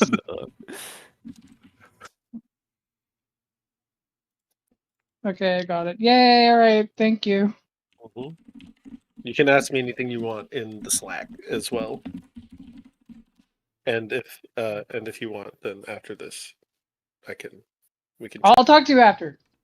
All right. Okay, stay in here. I'm bored. I'm Of so course you bored. can. Of course. Okay. Are you having a nice day today? I'm bored. Yeah. Jordan Morgan, would you play D&D with us? What are the things I can be in D&D? Anything you want. A bard, a dancer, a troubadour, a warrior, a a jester. rogue, an The elf. list is actually not worth Demon. saying right here. There's like so many things. a What do you want to be? necromancer. I want to. I don't know. Like, I guess like a goblin man or like a frog. I don't know. Sure, yeah. Those are like. You'd be like a goblin or like a kobold. Could you Usually be like those a are them. Could you be like a reptile, like reptiles from Mortal Kombat? I don't know. I Reptilian. I almost would be played. right. I mean, I only got EverQuest: The Ruins of Kunark because you could play as a reptile character. Did you play Skyrim as a reptile? No, I couldn't get into Skyrim. You didn't even try? I did for a little bit. You could be different kinds of reptiles. There's dragonborn, there's kobolds, there's lizard folk, there's purebloods. Yeah, I must have been a dragon. If that was a choice. If you could have been a lizard man, I'm sure that's who I chose. Dragonborn. You're like a humanoid that has dragon characteristics. You have like Some kind of lizard. A weird lizard. special man. traits.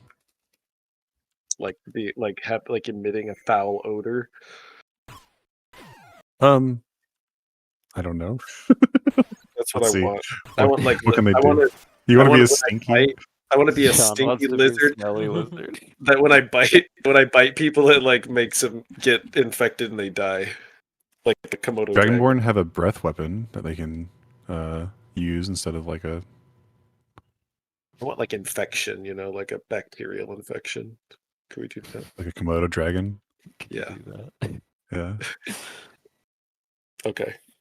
Maybe Usually I can races like impart like specific traits, Like I was a Goliath, and one of the things I could do was like get really big. I like increase my size. And Yeah. that like increased all my powerful things I did. How do you imagine that looks? What? Like in Like growing? like in your mind's eye. How do you imagine your character actually becomes larger?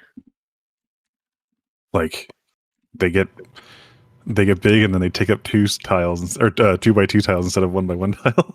I mean, like, okay, when I watched Ant-Man, it's like it shows over the course of a few frames like a shadow trail of increasingly larger size Ant-Man, so you could like follow what's happening, and like a streak of light happens, or like also sometimes you could like lean over and horrible body crunching sounds come out of you as you grow large in a grotesque display like a horror movie until you're big and huge.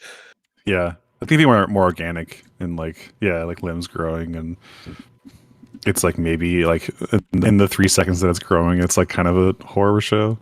Right. Gross. It makes like bone cracking noises. Yeah, exactly. Yeah, bone like, joints are popping into place and stuff. Look away.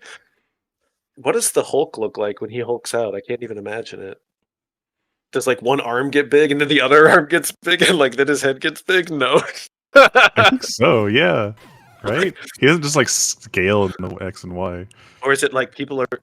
Or is someone like, "Hey Hulk, no," and like his ear is green? He's like, "Ugh." Is that how it works? Here, I'm gonna look up What the Hulk are you transformation. talking about? The What on Avengers. earth are you guys talking about? Look, don't worry about it. All right. Waz is gonna Talking about- research whatever Sean's talking about. But in the meantime, I have a very interesting question from chat. Is it a good one? It actually is an interesting question. Will Mina have any Game Boy filters? So here's the thing about that.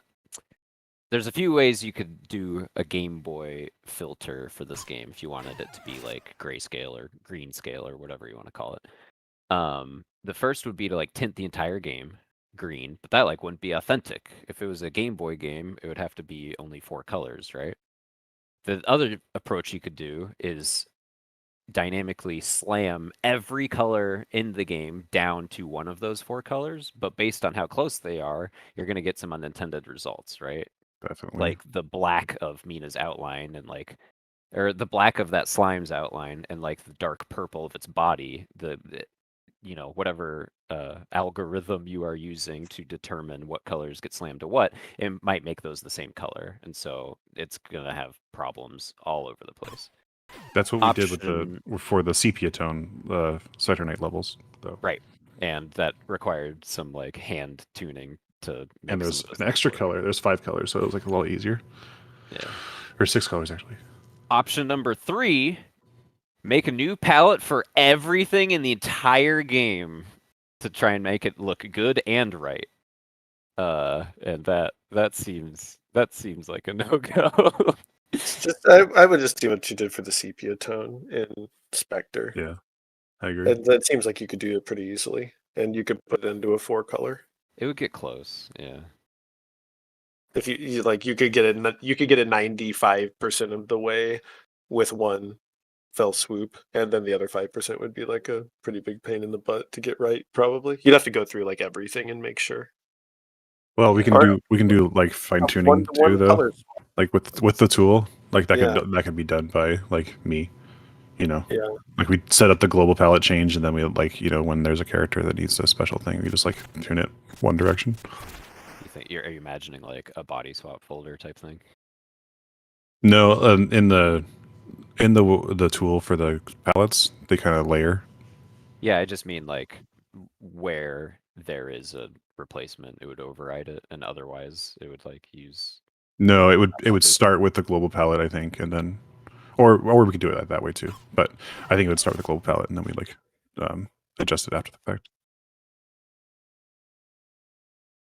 Right. But yeah, I don't know. Seems cool. Seems probably not worth the effort.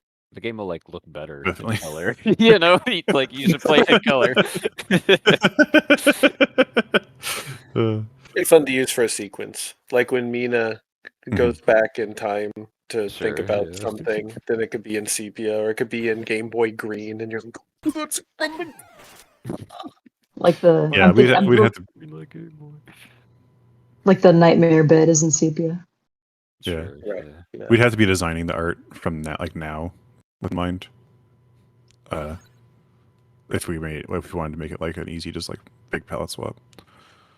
Because like things like, okay, for example, like this red that's on her and that white, that red is not significantly darker than that white color. It's using a different hue, and like red, it tends to be like darker than yellow, you know, in like how we process hues. And so those two colors might receive a different color because for the palette, for the sake of Mina. But in other places where that red is used as the brightest color on a different sprite, then you'd have problems where like that red is clashing with a different color that we can't like predict that. And so you'd have to like be thinking about each of those color choices along the way if you were ever going to do that. And that's just like a level of complication that's too much to add on to also just making a game. Right. Game Boy only has brightness. Game Boy Color has color and brightness, and color Yes, and brightness are not necessarily the same thing. So you Definitely can't make a filter that'll merge those two ideas and be perfect. But it would Alright. be Have you like, looked at, like- 90% of the way there. Yeah. Alec, could you review this animation that is coming up, but for some reason I can't figure out why it doesn't work a second time. I'll figure that out after the stream. Why But- don't we all review it? Let's look at it together. All right, watch the stream because I don't know when it's going to come up. I'm seeing it. It's happening. It's spinning. Boom, boom, boom. Wow, look at that. That was really long, wasn't it? I think it can be long. That did feel a little too long, though. I I mean, mean, this I would is- rather just die. Wow. Wow. I would, in I that, would suck in that out, room. I would suck out a lot of the time of the thing like spinning around. Okay. You know, Yeah, like, I could Yeah. easily do that. That's an easy and like easy bulging one. and everything. Like get to the cool part and the cool Get to the part. cool part, please. All right. And I assume you like maybe we don't even want the bolt goes into Mina. Maybe it just bursts and then we do the lightning thing. If you're gonna have that bolt go into Mina, like Yeah, right now it like slowly I know. translates downwards. No, it's like I know we need it to be cooler. I just did something very how- simple and stupid. how long Sandy is it? mocked up Like a 5 seconds? motion for that, right? Well, Like- the like it motion that rears Sandy back or mocked something? up, the motion that Sandy mocked up was like in the middle of the screen. So I had to figure out what to do because we're not doing that anymore. We're starting the bolt right. I think we're above Mina. I think Sandy was saying that the thing could fly out of her at an angle to wherever we wanted it to go if we needed to move it. What's this like bug it could- called? What do I look? Where do I find this? In the bug spec, the mockup is here. It's also I can send it to you on Slack. could I'm just not be- watching stream at all. I'm only listening. I have no clue what you're working on right now. What are you working I put in the. I'm working on the resurrector. I honestly, it's 3. I should probably start wrapping it up so I have enough time to head to the airplane and whatever. But yeah, I put the bug link in there. We should probably I'll do one like small timing tweak. But I kind of want to get the full. I didn't want to like spend too much on each individual part. I kind of want to get the full thing done just for the stream to watch. So. Gotcha. Because I could easily spend each part, like tweaking each part, but I figured it would be fun for the stream to end with the full luxurious animation of whoop.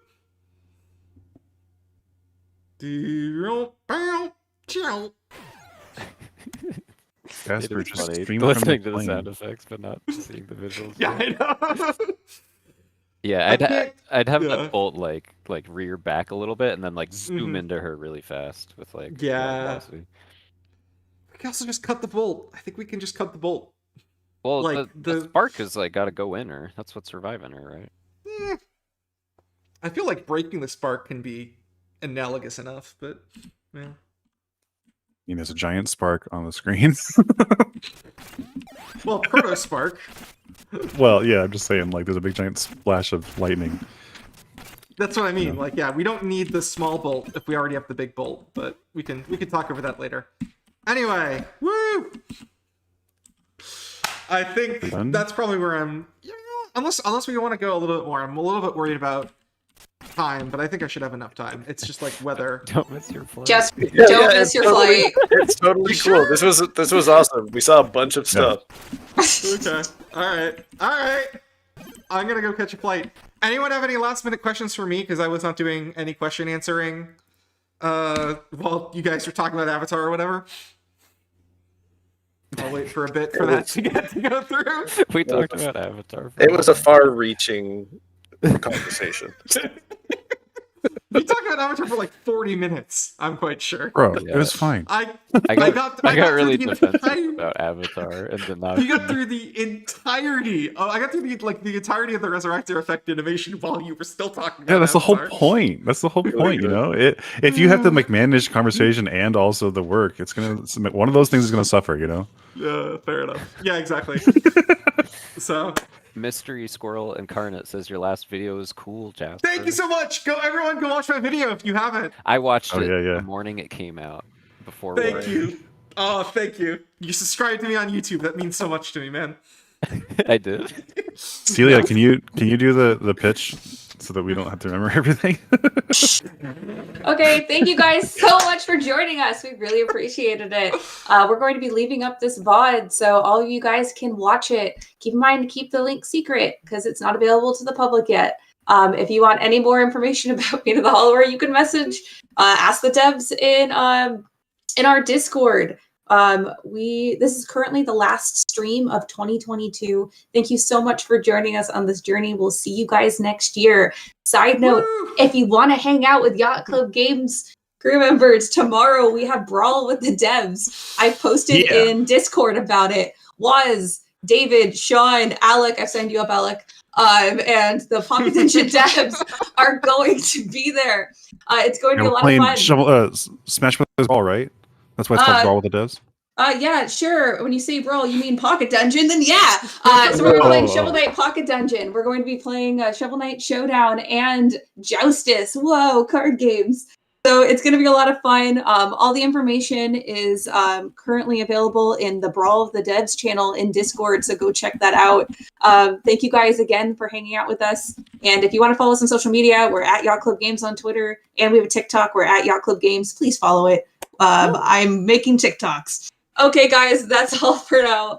Do you guys want to do a sign off or say goodbye or whatever you want to do? Yeah. Later, nerds. Bye. Bye. Later. Sure. We appreciate you. We appreciate all the money you send us. Please send us more. No, that's not how that works. Ignore whoever Is there even a way called to you do as a that? nerd. There isn't. You can email my PayPal. with Yeah, my I have a name. PayPal. Oh my god, I guys. have a Thanks so much Patreon. for watching, everybody. This was Okay. a bunch of fun. Send Waz some emails. He loves that. And Waz's phone number have a is great one- Wednesday. Okay, bye guys.